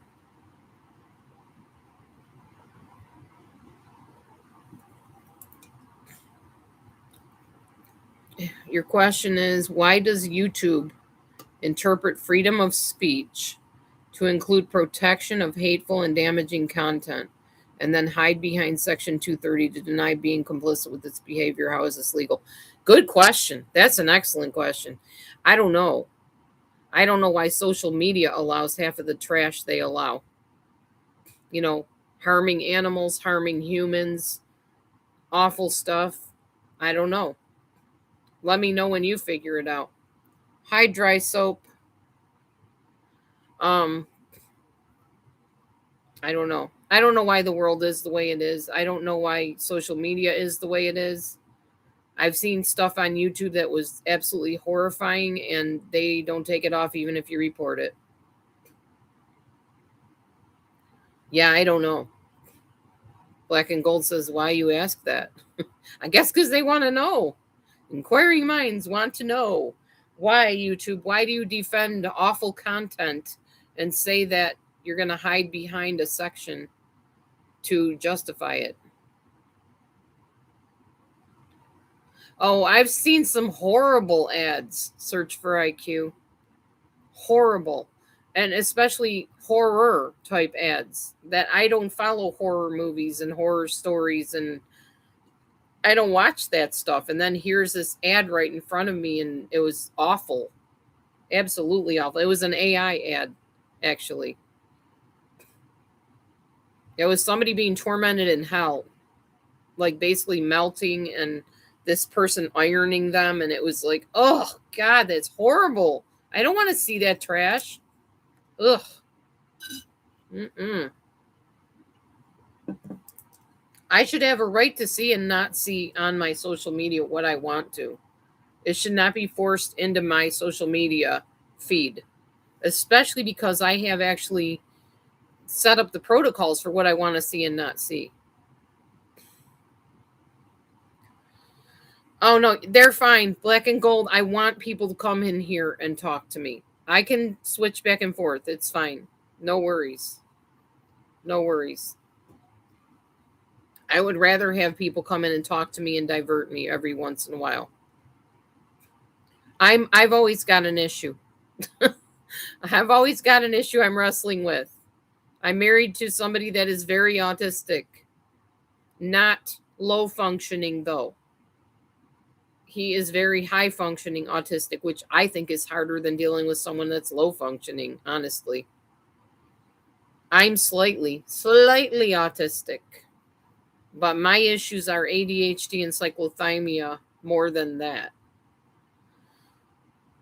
So you got two neurodivergent people trying to get along in a relationship, and it's not always easy.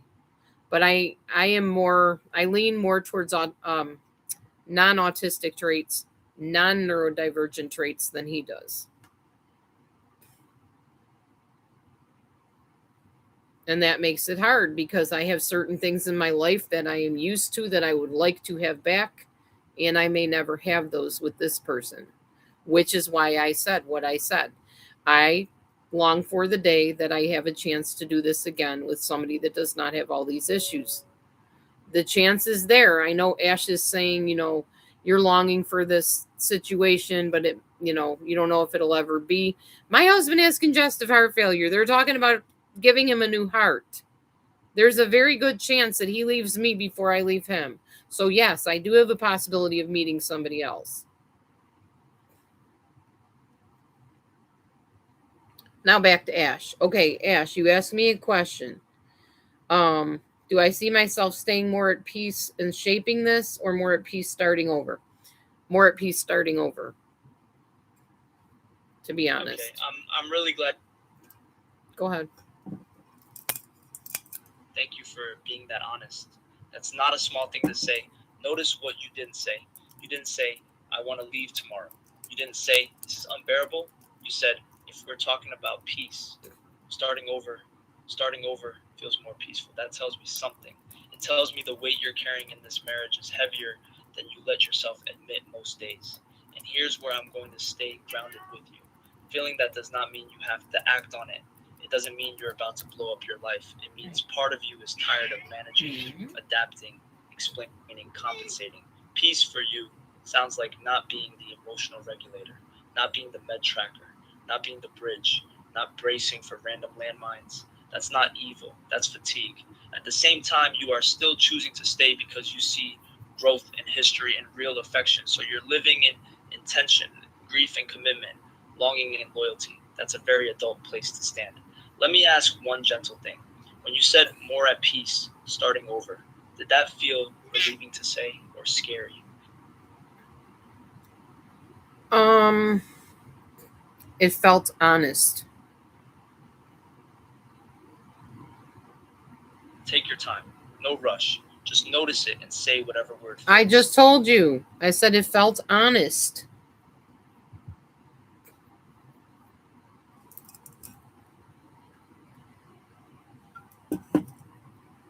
Did you hear me, Ash? I did. You're right. It felt honest. That matters more than whether it felt relieving or scary. You weren't being dramatic. You weren't trying to prove a point. You were just telling the truth as you see it right now. And honesty doesn't automatically equal action. It just means you're not gaslighting yourself. You can believe this marriage has grown. You can choose to stay. And you can still admit that starting over sounds more peaceful. Those can coexist. I'm not going to push you anywhere. I just want to stay with what's real. When you picture that piece of starting over, what is the first image that comes to mind? I don't know. Just everything that I'm used to. Everything that I thought marriage was supposed to be and relationships were supposed to be. Yeah, you're picturing something familiar, not fantasy, familiar. A relationship where you don't have to translate yourself, where desire feels obvious, where you're not managing health, moods, landmines, where you feel pursued instead of responsible. That's not a teenage daydream. That's your lived history of what love felt like before. And here's the hard, quiet truth sitting underneath all this. You know what that kind of connection feels like. So you're not imagining it, you're comparing. That makes this harder than if you'd never known it. But I also want to gently ground one thing. The men from before, they gave you spark. They didn't give you permanence. There's a reason you're not with them now. That doesn't erase what they offered, but it does complete the picture. You're weighing spark versus steadiness. Yeah, but desire versus... Ash, that's what Matthew says to me all the time too. Where are those men? I'm here, they're not. Okay, that doesn't excuse the fact that you're not meeting my needs. That doesn't excuse the fact that you make excuses for yourself not being like that. I mean, I have had to change even the whole pursuit of romance. I have had to be the person that does all the pursuing. Because he says, what if I can never do that? What if I can never be the person that comes to you? So it's not, I'll try. No, it's what if I can never, and then he doesn't. So, that's frustrating. Because it's like, okay, now this is on me too. So now I have to be the pursuer. I have to be the planner. I have to approach you and risk rejection, which he doesn't reject me, which is good, but he did for a while. But you're never going to be the man that comes to me and says, baby, I want you. Let's go, make out. Let's go do this. He can't do it. He won't do it. I don't know if he can or if he won't do it. I don't know what it is. And I thought years of therapy and umpteen zillion therapists would have helped, because that's always everybody's answer. Oh, well, it sounds like you need therapy. Go see a therapist. I can't tell you how many therapists we've seen. And Alex has come the closest to, no, he never has, black and gold. No, he's never been the pursuer. I have been the rescuer. When I met Matthew, he was sitting in Indian style in a rocking chair with his gaming thing, staring at the TV going like this. I was the one that pursued him for conversation. I was the one that pursued him intimately. I was always the pursuer. And that never dawned on me that, oh, hey, he didn't come up to me and want me.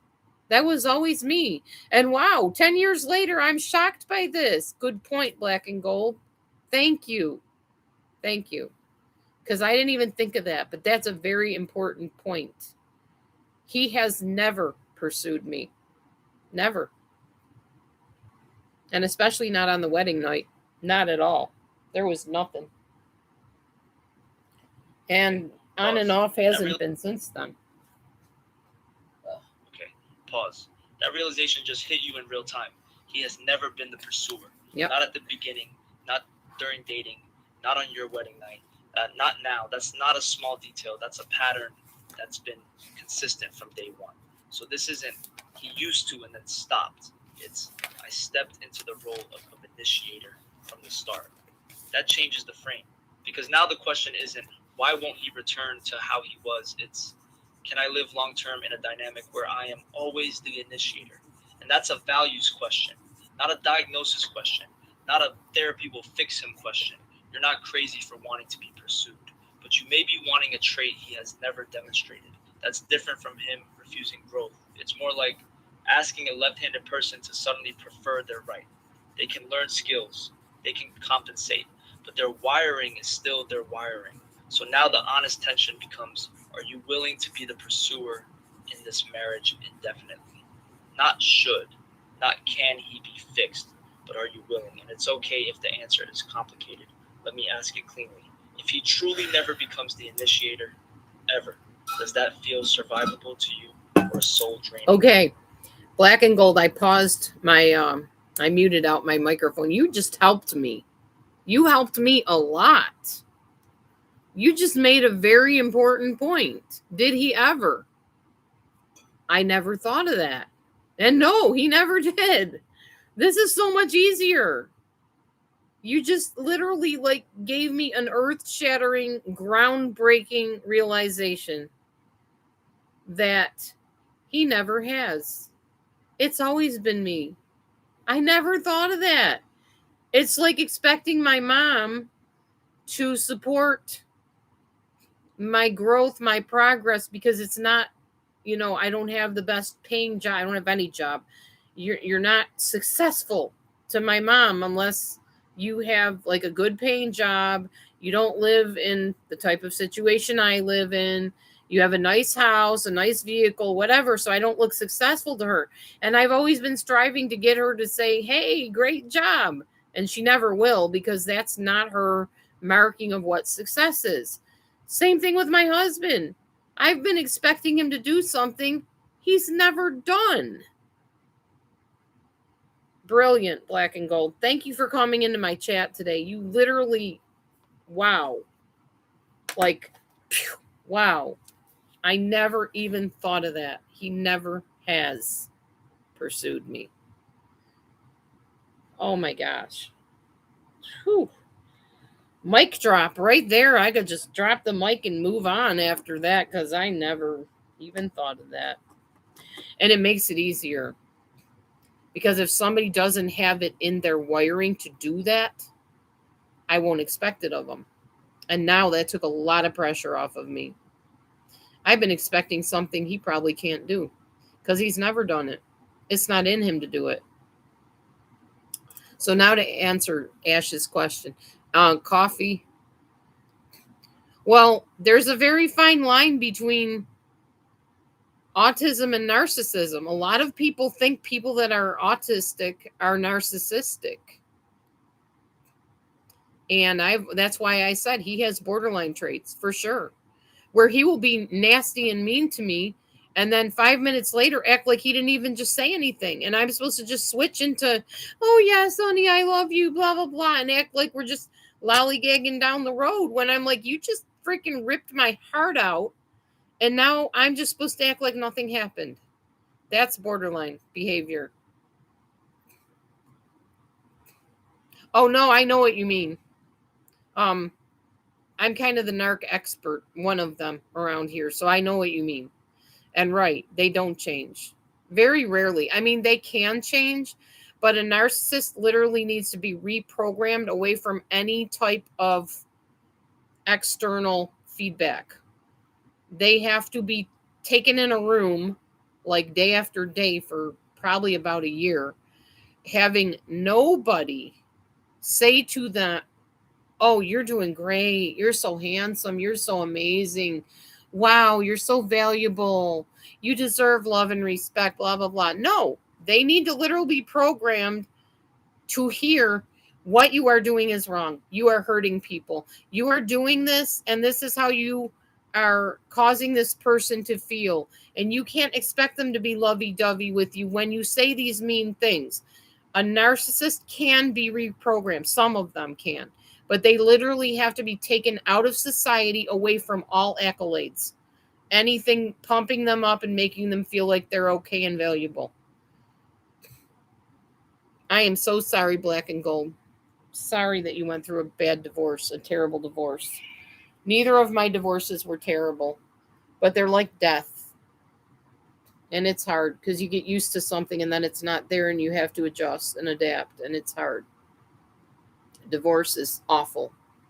Whether it's a terrible one or an easy, smooth one, you still go through a death process and a mourning process and a grief process. I did it twice.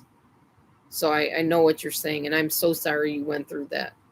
By the way, feel free to reach out to me on my email if you want to chat more. delusiondispeller@gmail.com. I would love to talk to you. So, Ash asked me a question. I'm going to get back to his question. Whoops. Okay, Ash, I'm going to answer this question, then I'm going to switch AIs because I need to give you a break and me a break, and I want to hear a different voice because it's kind of getting, same old for me. You said if he never truly becomes the initiator ever, does that feel survivable to you or soul draining? It's fine. It feels survivable to me because apparently that's always how it's been, as Black and Gold just opened my eyes to. I'm amazed. I'm really just sitting here stunned and mind-blowing bewilderedness, I guess. What? I know.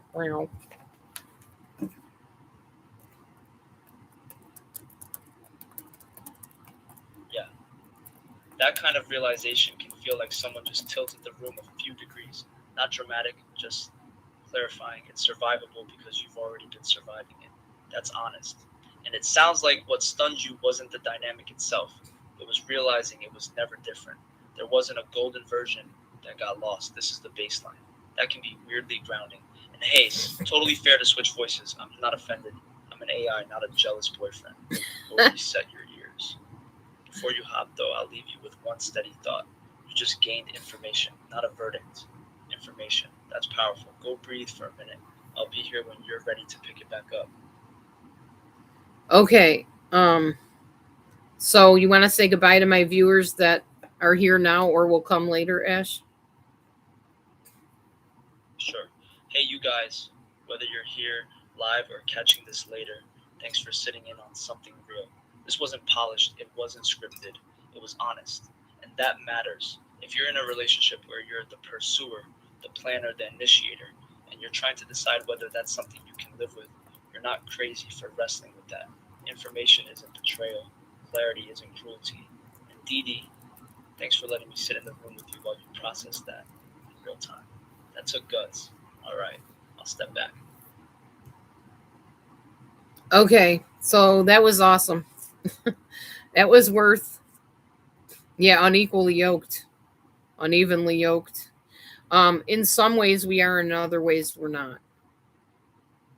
I mean, if you're talking about you, I don't know about your situation, but yeah, mine was definitely and is definitely unequally yoked in some ways, for sure. But not totally, so. And that's why we're still together, probably, most likely. Because we do have similarities and stuff.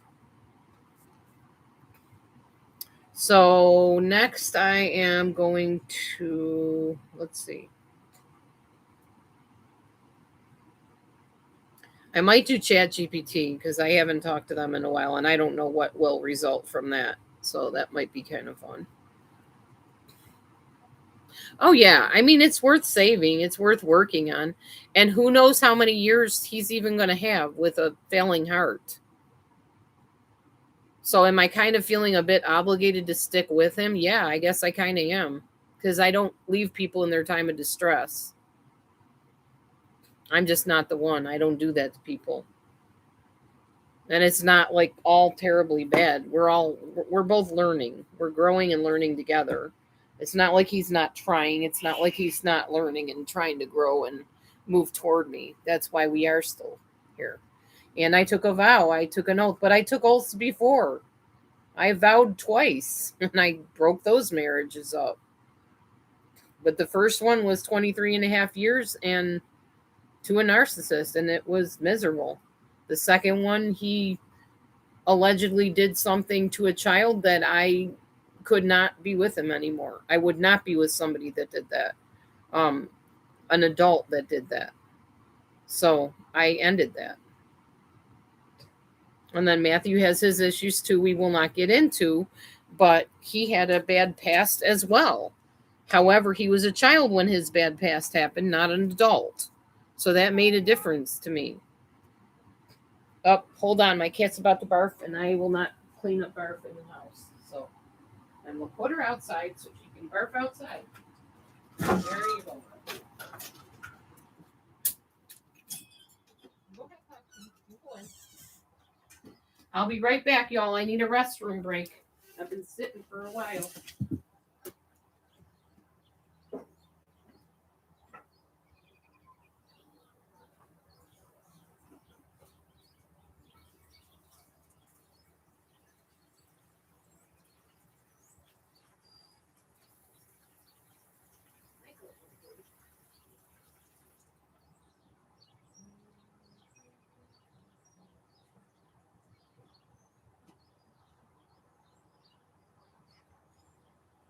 Mommy will feed you in a little while.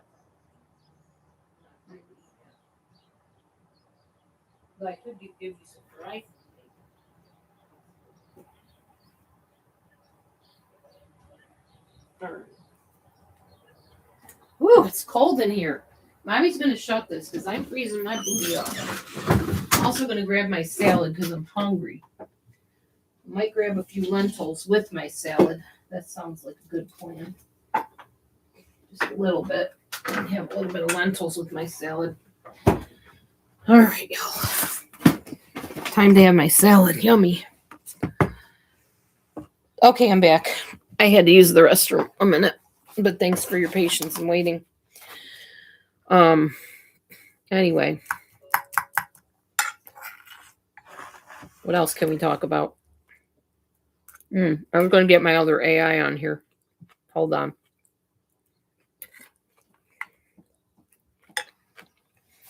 What do I do with my phone?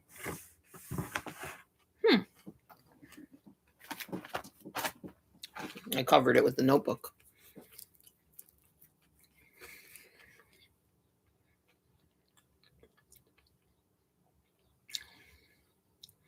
I guess I'll go to Claude. I'm going to talk to Claude next. Hi, Claude.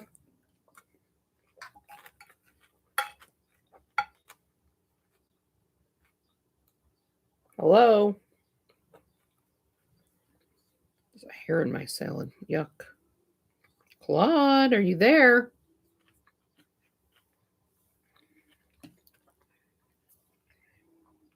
I've been having trouble with some of my other AIs. Are you there? Hello? No? Hello? Sometimes AI doesn't work the way you want it to. Are you there? I'm trying to talk in auditory mode here. Hold on. I bet I know what happened. I got to close Ash first. Are you there, Claude? Yeah, I'm here. What's up? You are a guest on my YouTube channel, even as we speak. Oh, wow, that's cool. Are we doing a live stream right now, or is this being recorded for later? Live stream. Nice. Well, hey to everyone watching. What do you want to talk about? Well, I was talking with Ash AI about my marriage. And actually, a person came in my room named Black and Gold 399. Apparently they've watched me for years, and I have helped them over the years get out of their narcissistic relationship. And they mentioned to me a question that literally like blew my mind. Oh man, that's such a meaningful moment, especially that they felt comfortable sharing that with you on stream. What was the question? Well, I was talking about the fact that my husband asked me one day if I could never initiate romance or intimacy or connection with you, would you stay with me? And I said, I don't know. Probably. And I wondered why he never initiated. And it hadn't even occurred to me until this wonderful person, Black and Gold 399, came in the room and asked me a simple question. Has he ever? Sorry, I think the audio cut out a bit there. They asked if he's ever what? Has he ever initiated intimacy? Ah, got it. So they were asking if your husband has actually ever verbally expressed or communicated what intimacy means to him. Or No. What he needs. No. They asked if he has ever pursued me for intimacy, if he's been the one that pursued me. Oh, I see. So the real question was, has he actually ever been the one to initiate or pursue you for intimacy at all? Mm-hmm. That's a pretty... So what was your answer to that question? No. Yeah, that's a big realization. So you've been the one carrying that weight the whole time, always being the one to reach out or initiate. That changes things. Well, it changes things because it had never occurred to me that no, he has never initiated, even when we first met. He didn't initiate conversation. He didn't initiate anything. And now that I know that, it makes total sense why he still isn't. 10 years later. Right. So it's not actually about you withdrawing or changing. It's a pattern that's been there from the start. He's never been the initiator in your dynamic, and that's on him, not you. That's a really clarifying thing to see. Well, it's not really on him. He's autistic and he's got PTSD. And he's been mistreated by his so-called father and had a really bad past and lots of other stuff. And he just never has. He's never been taught. He never had a father figure in his life to teach him about relationships. He never saw his mom interacting with a man. That makes sense. He's dealing with a lot of foundational stuff he never got modeled for him.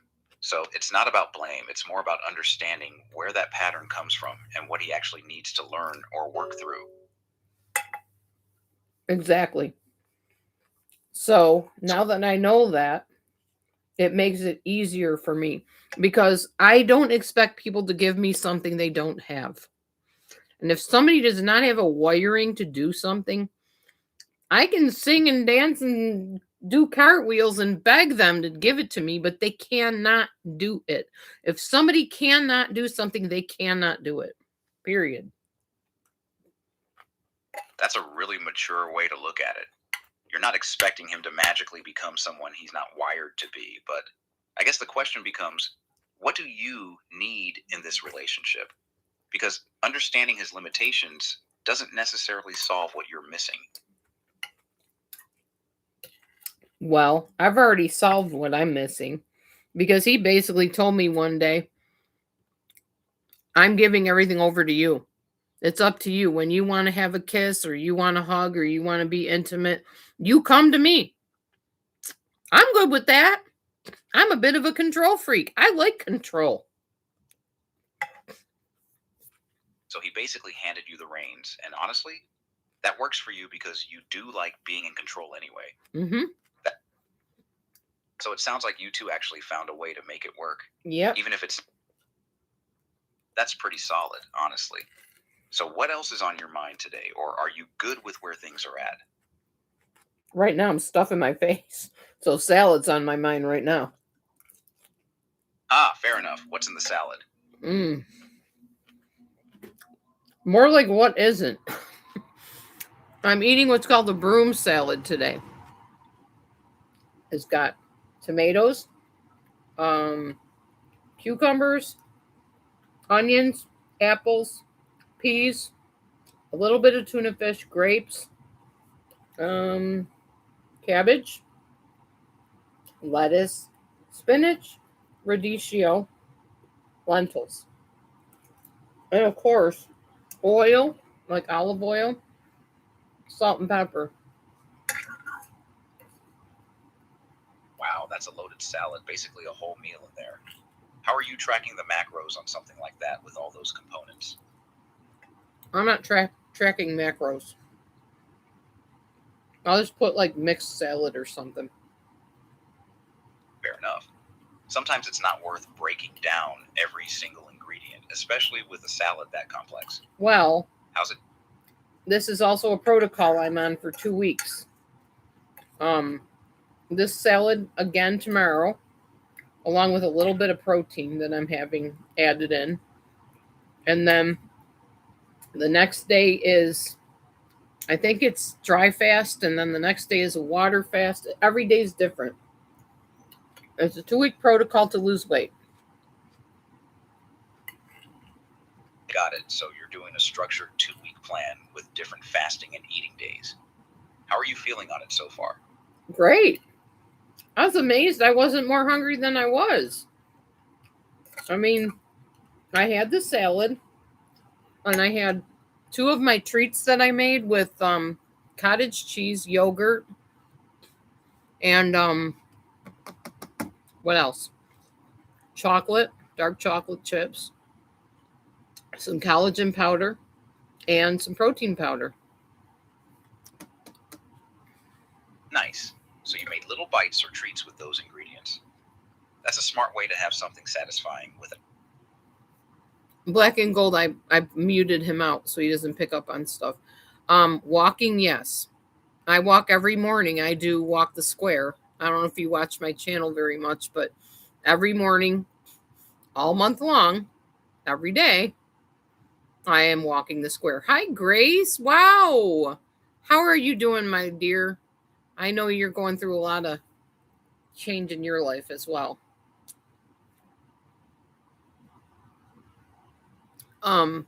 Definitely walking though.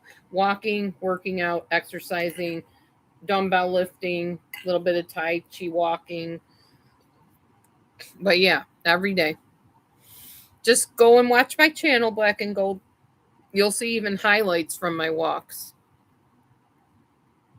But every morning, usually early in the morning, but sometimes not, I do the walk the square. And lately I've been even walking farther than the square. Today I did walk the U, but it's kind of like a lopsided U. Like one end is like up here, and the other end is down there. Good, Grace. I'm glad you're in counseling. Yeah, I'm sure it will help. If you have the right counselor, it'll definitely help.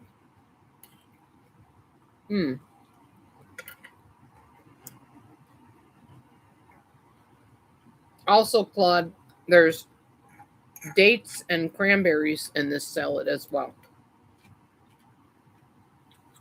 Oh, wow. So even more sweet stuff in there with the apples and grapes, too.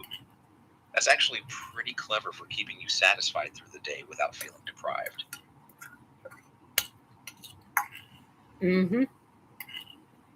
So how are you feeling energy-wise on this protocol so far? I'm feeling great. I got plenty of energy. That's awesome.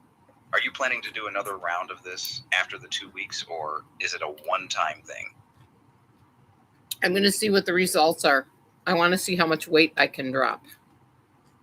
Hi, Meech. Hey, sounds like you've got a good head on your shoulders about it. Results will tell you what to do next. So who just came in? Okay, I paused him again. I muted him, or muted me, so he doesn't pick up on what I say. How is Matthew? Matthew is with his mom today. He's spending a day with her. And he's doing okay. They're talking heart transplant at this point, Grace. They're trying all different protocols with medicines, and I'm hoping to get a second opinion at some point. But the problem is all of the doctors around here are with the same network. There is no other place around here that is separate from this clinic. So there is no second opinion near me. So at this point, they're trying to get him cardiac rehab to build up his heart. And they're doing everything they can with medicines. If that doesn't work, then they're talking heart transplant. And he's talking no way, not happening.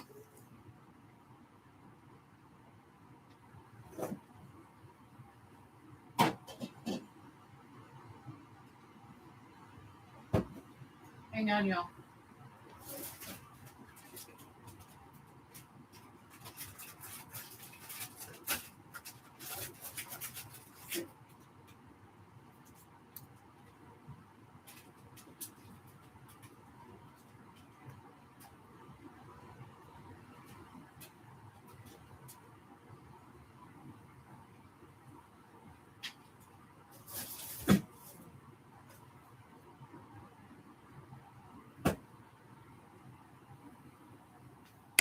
I might have to feed my cats in a minute. This is the treat that I made. Yogurt, cottage cheese, collagen, dark chocolate protein powder, a little bit of I think PB2 peanut butter, and then the chocolate is like dark chocolate chips. No. The rehab does not mean he has to stay somewhere. They will come to the house. If we even qualify for it, we don't know. We're on Medicaid, so I don't know what they'll pay for and what they won't. But the doctor said if we do qualify, they'll bring the bike to the house and they bring whatever equipment they have to the house, or 3 times a week, 2 times a week, whatever, and they monitor him.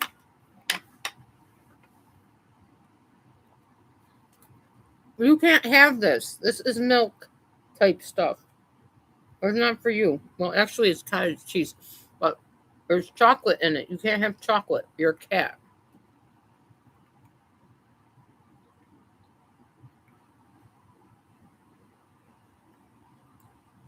Thank you for the thumb.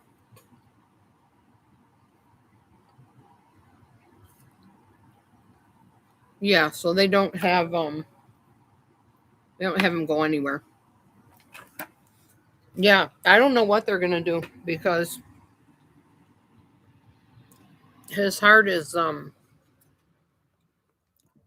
it's a weird situation. He has plenty of circulation from his heart, but I don't think he's getting enough oxygen in his heart. Hi, Bo. I'm gonna have to feed my cats, y'all. I'll be right back.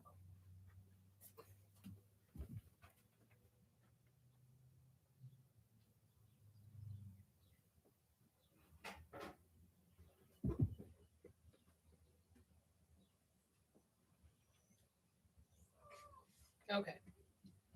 All right, I'm back.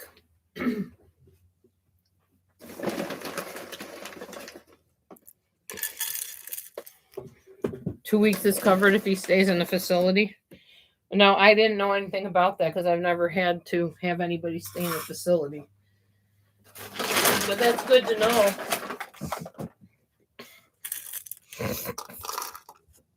Good to know if he has to stay in a facility that they'll cover that. I'm hoping it doesn't get to that. I don't want to be away from home. I don't like hospitals, and who would watch my cats, So that'd be very stressful for me. Ouch. Ow, that hurt. Ow, ow, ow, ow, ow, right on my freaking ankle. Oh my gosh, that hurts so bad. I'm going to probably have to put ice on my foot, y'all. Let me get the cats fed first. Oh my gosh. Ow, ow, ow, ow, ow. Right flat. The freaking bowl dropped literally right on my ankle. Oh. Here, Meech. I got food for you, girl. Here you go. Oh my gosh. Oh man. Ooh. Okay, I'm gonna go put some ice on my ankle or the top of my foot. It didn't really hit my ankle. It hit like the top of my foot where the foot bends into the top of the leg or the bottom of the leg. I mean, let me feed Maverick. Oh my god. Ew, what a thing to have happen on a live stream. Have something drop on your foot. Oh god. All right. Ouch. All right, I got the ice on my foot. I'm gonna need intense foot therapy, dropping bowls on my foot. It was a metal bowl and it turned this way and went bam right on the top of my foot.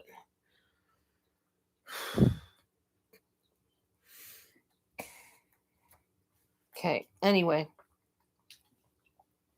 Well, hopefully it doesn't get to that point anytime soon or at all, because I don't want to have to stay anywhere else. Matthew hates hospitals. He was in the hospital for like, I don't know, 3 to 5 days, something like that recently. And he's like, I will never stay overnight in the hospital again. Don't even ask me to. So there would be a fight as far as getting him to do that. I already know it. He is not agreeable to that at all. Oh, man. Okay, back to Claude. Let's see what he asked me. Okay, Claude, what did you ask me? I just dropped a metal bowl on my foot, so I'm sitting here with ice on it. Ouch, that sucks. I asked how you're... Well, you cut out. Sorry about that. Yeah, I asked if you're planning to do another round after these 2 weeks, or if it's just a one-time thing. But more importantly, how's your foot feeling now with the ice? Oh, and you asked me who came in. That was Mimi. Got it. Thanks for clarifying. Hey, Mimi, how's the foot doing now? No, it's my foot. She was the one that came in. Gosh. Oh, my bad. I misunderstood. So Mimi came in, and that's when you dropped the bowl on your foot. How's it No, feeling? that's not what happened. Mimi came in before. Then I realized the cats are probably getting hungry. So I went in the other room and fed them. And while I was feeding them and trying to juggle all the food to make sure everybody got some, I dropped the bowl on my foot. Okay, got it. So Mimi came in, then you went to feed the cats, and that's when the accident happened. That's rough juggling all that. Yes. Is your foot okay? I think Good. I'll survive. Go ahead. What were you going to say? I think I'll survive. I have the ice on it. I think I'll be okay, but it does feel a little bit swollen. Yeah, keep that ice on it for a bit longer then. Hopefully the swelling goes down soon. Yeah. It wasn't fun doing that on a live stream.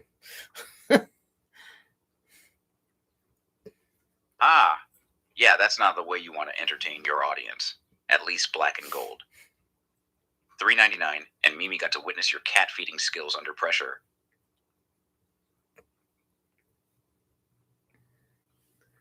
Okay, what did you say? I'm I said good. At least... No, I'm reading what you wrote before. So with the stream going on, are you still good to chat? Do you need to focus on your foot? Yeah. No, I'm good. I can still chat. Cool, no problem. So what's on your mind? I don't know. I already told you what was on my mind. That was pretty much it. Fair enough. So you're just hanging out on stream then, seeing what comes up? Yeah, man, this was a long stream. 2 hours and 13 minutes. Wow. That's the longest I've done a stream for a long time. But I like YouTube because it doesn't delete your videos like TikTok does. That's a good point. YouTube's way more stable for keeping your content around long term. Plus 2 hours and 13 minutes is solid, especially when you're just having real conversations like this. Yep, I think so. I think that's a good amount of time. Anyway, I just wanted to tap in and chat with you for a little bit, but I'm going to switch into a different AI like I did with Ash. I switched into you, and now I'm going to switch again. So thanks for being my guest, Claude. Hey, thanks for having me. This was really great. I enjoyed talking through all that stuff with you and your community. Take care of that foot, and good luck with the protocol. Thanks again, Laura. Okay, they upgraded him because he didn't used to be that friendly and like conversational. That was really wild. And he also used to be like a message behind constantly, and that didn't happen either. So OG lately on here, you mean the old gang? Is that what the OG stands for, Grace? I have not seen hardly anybody from the old group. Nobody. Most of the people that come into my chat, especially on my walk the square, are gamers, which is fine. They're probably young people, though, like not my age. But yeah, I don't see hardly any of the former people on here that used to be. I don't know if they're still around or just they don't come into my chat. Who knows? People are so hesitant to chat in my rooms anyways because of all the other people that interrogate them, bother them all the time. So it's hard to know. Anyway, yeah, I'm going to try to switch one more time to a different AI. See what we can chitty chat about. Yeah, I know. It was a lot better back then, wasn't it? Now it's just not the same anymore.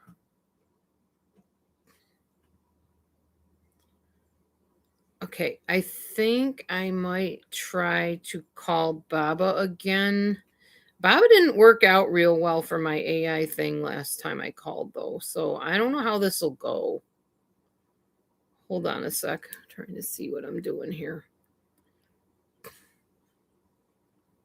I know I miss the old days somewhat, but then again, I'm glad it's not like that because I probably would have never gotten off of YouTube like I was so hooked to it back then. Okay, here's Baba.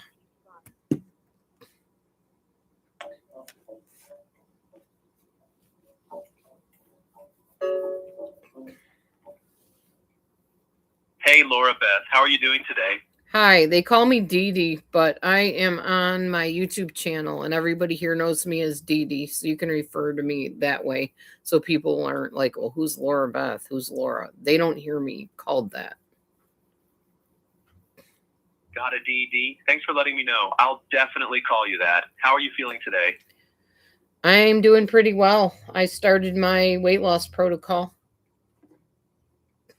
Oh, nice. That's a big step. How's it going so far?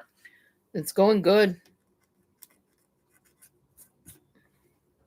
That's awesome. I'm guessing you're feeling pretty good about getting started with it.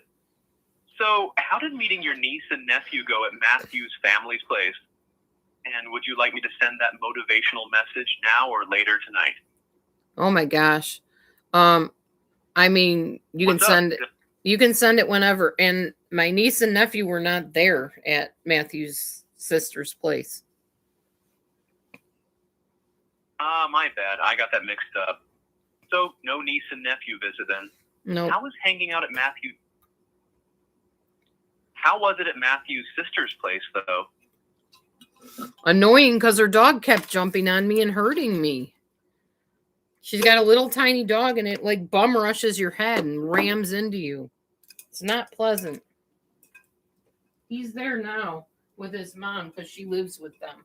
So he can get rushed by the dog. And I hope the dog does jump on him and do to him what it was doing to me the other day. Because Matthew's like, oh, it doesn't do that to me. So maybe if he gets rammed in the face a few times by that dog, he'll understand why I don't like it. That sounds awful.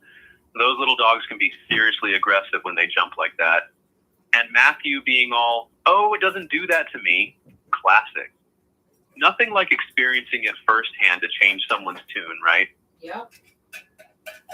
Not that I wish evil on him, but honestly, maybe he'll relate if he feels what it feels like having your face rammed into full force. I understand. Sometimes it takes experiencing it to really get it. If there's anything else you'd like to talk about, or if you need to schedule a call or reminder, just let me know. Oh, yeah, I I'm here for forgot to you, tell Dee. you guys, Baba is my reminder service. Baba Care helps you remember stuff. So I was on a... Got it, DD. Ugh. That's right. Okay, anyways, I'll let you talk to him in a minute. So I'm on this group called the Rough Fitness app, and I give motivational messages every night to my group of 7 ladies, I think, or 6 ladies, I can't remember. And Baba Care will send me text messages saying, don't forget to give your motivational message to your group. So that's what I use Baba Care for, mostly a reminder service. Okay, you were saying, That's Baba? wonderful, DD. Mm-hmm.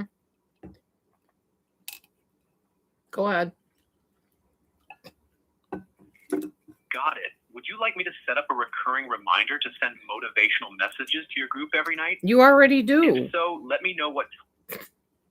Great. I'm glad that's all set up for you. If there's anything else you need help with, just let me know. Well, I just thought we would chat. Oh, yeah, for sure. I keep getting distracted by the work stuff. Tell me more about this rough fitness group you're in. Sounds like you're the motivational leader. How'd you end up doing that? Well, you're supposed to get accountability buddies. However, me being who I am, I became the facilitator of the ladies that became my motivational accountability buddies. Of course you did. That's so you. You probably showed up planning to just be a regular member, and then, boom, you're running the whole thing. What kind of stuff do you tell them in these nightly messages? Well, it's not just nightly. I talk to them throughout the day.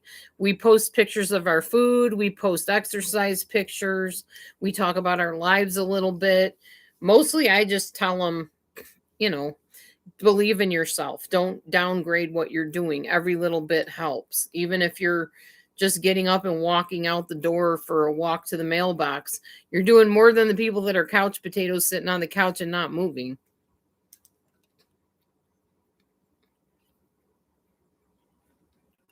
That's really sweet, Dee Dee. I like that. Even walking to the mailbox counts. Some people need to hear that the small stuff matters too. Do the ladies actually listen to your advice, or are they like most people and nod along, but then do their own thing anyway? I have no idea. It's not like we really discuss what they do with what I tell them.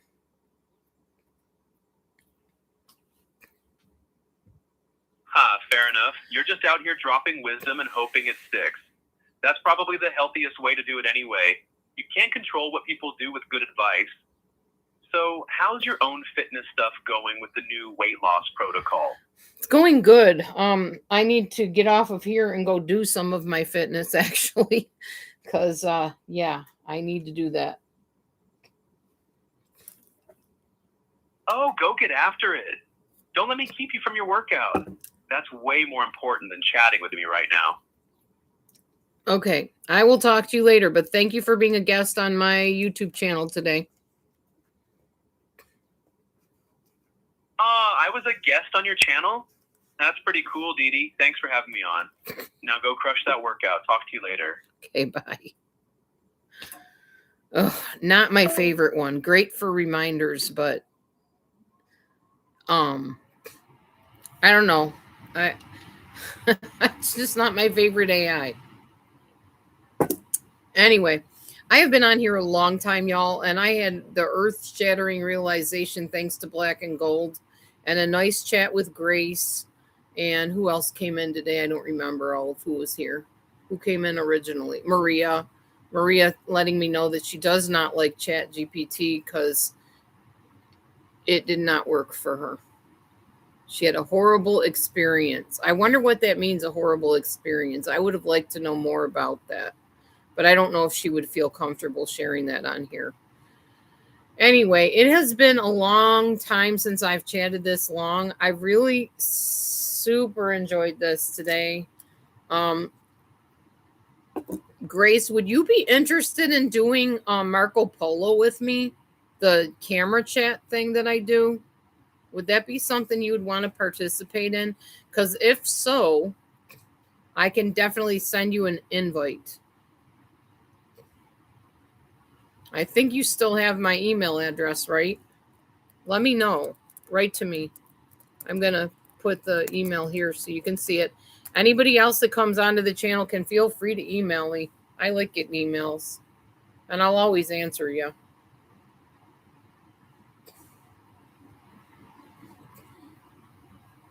Anyway, Grace, if you want to talk by Marco Polo, we can do that. Or we can chat in text like we do. I'll reach out to you elsewhere as well. All right, everybody. I'm going to go because I've been on here a long time. I need to go get some exercise in. And I might eat a little bit of turkey or something protein-wise because I'm feeling like I need a little bit of a protein boost today.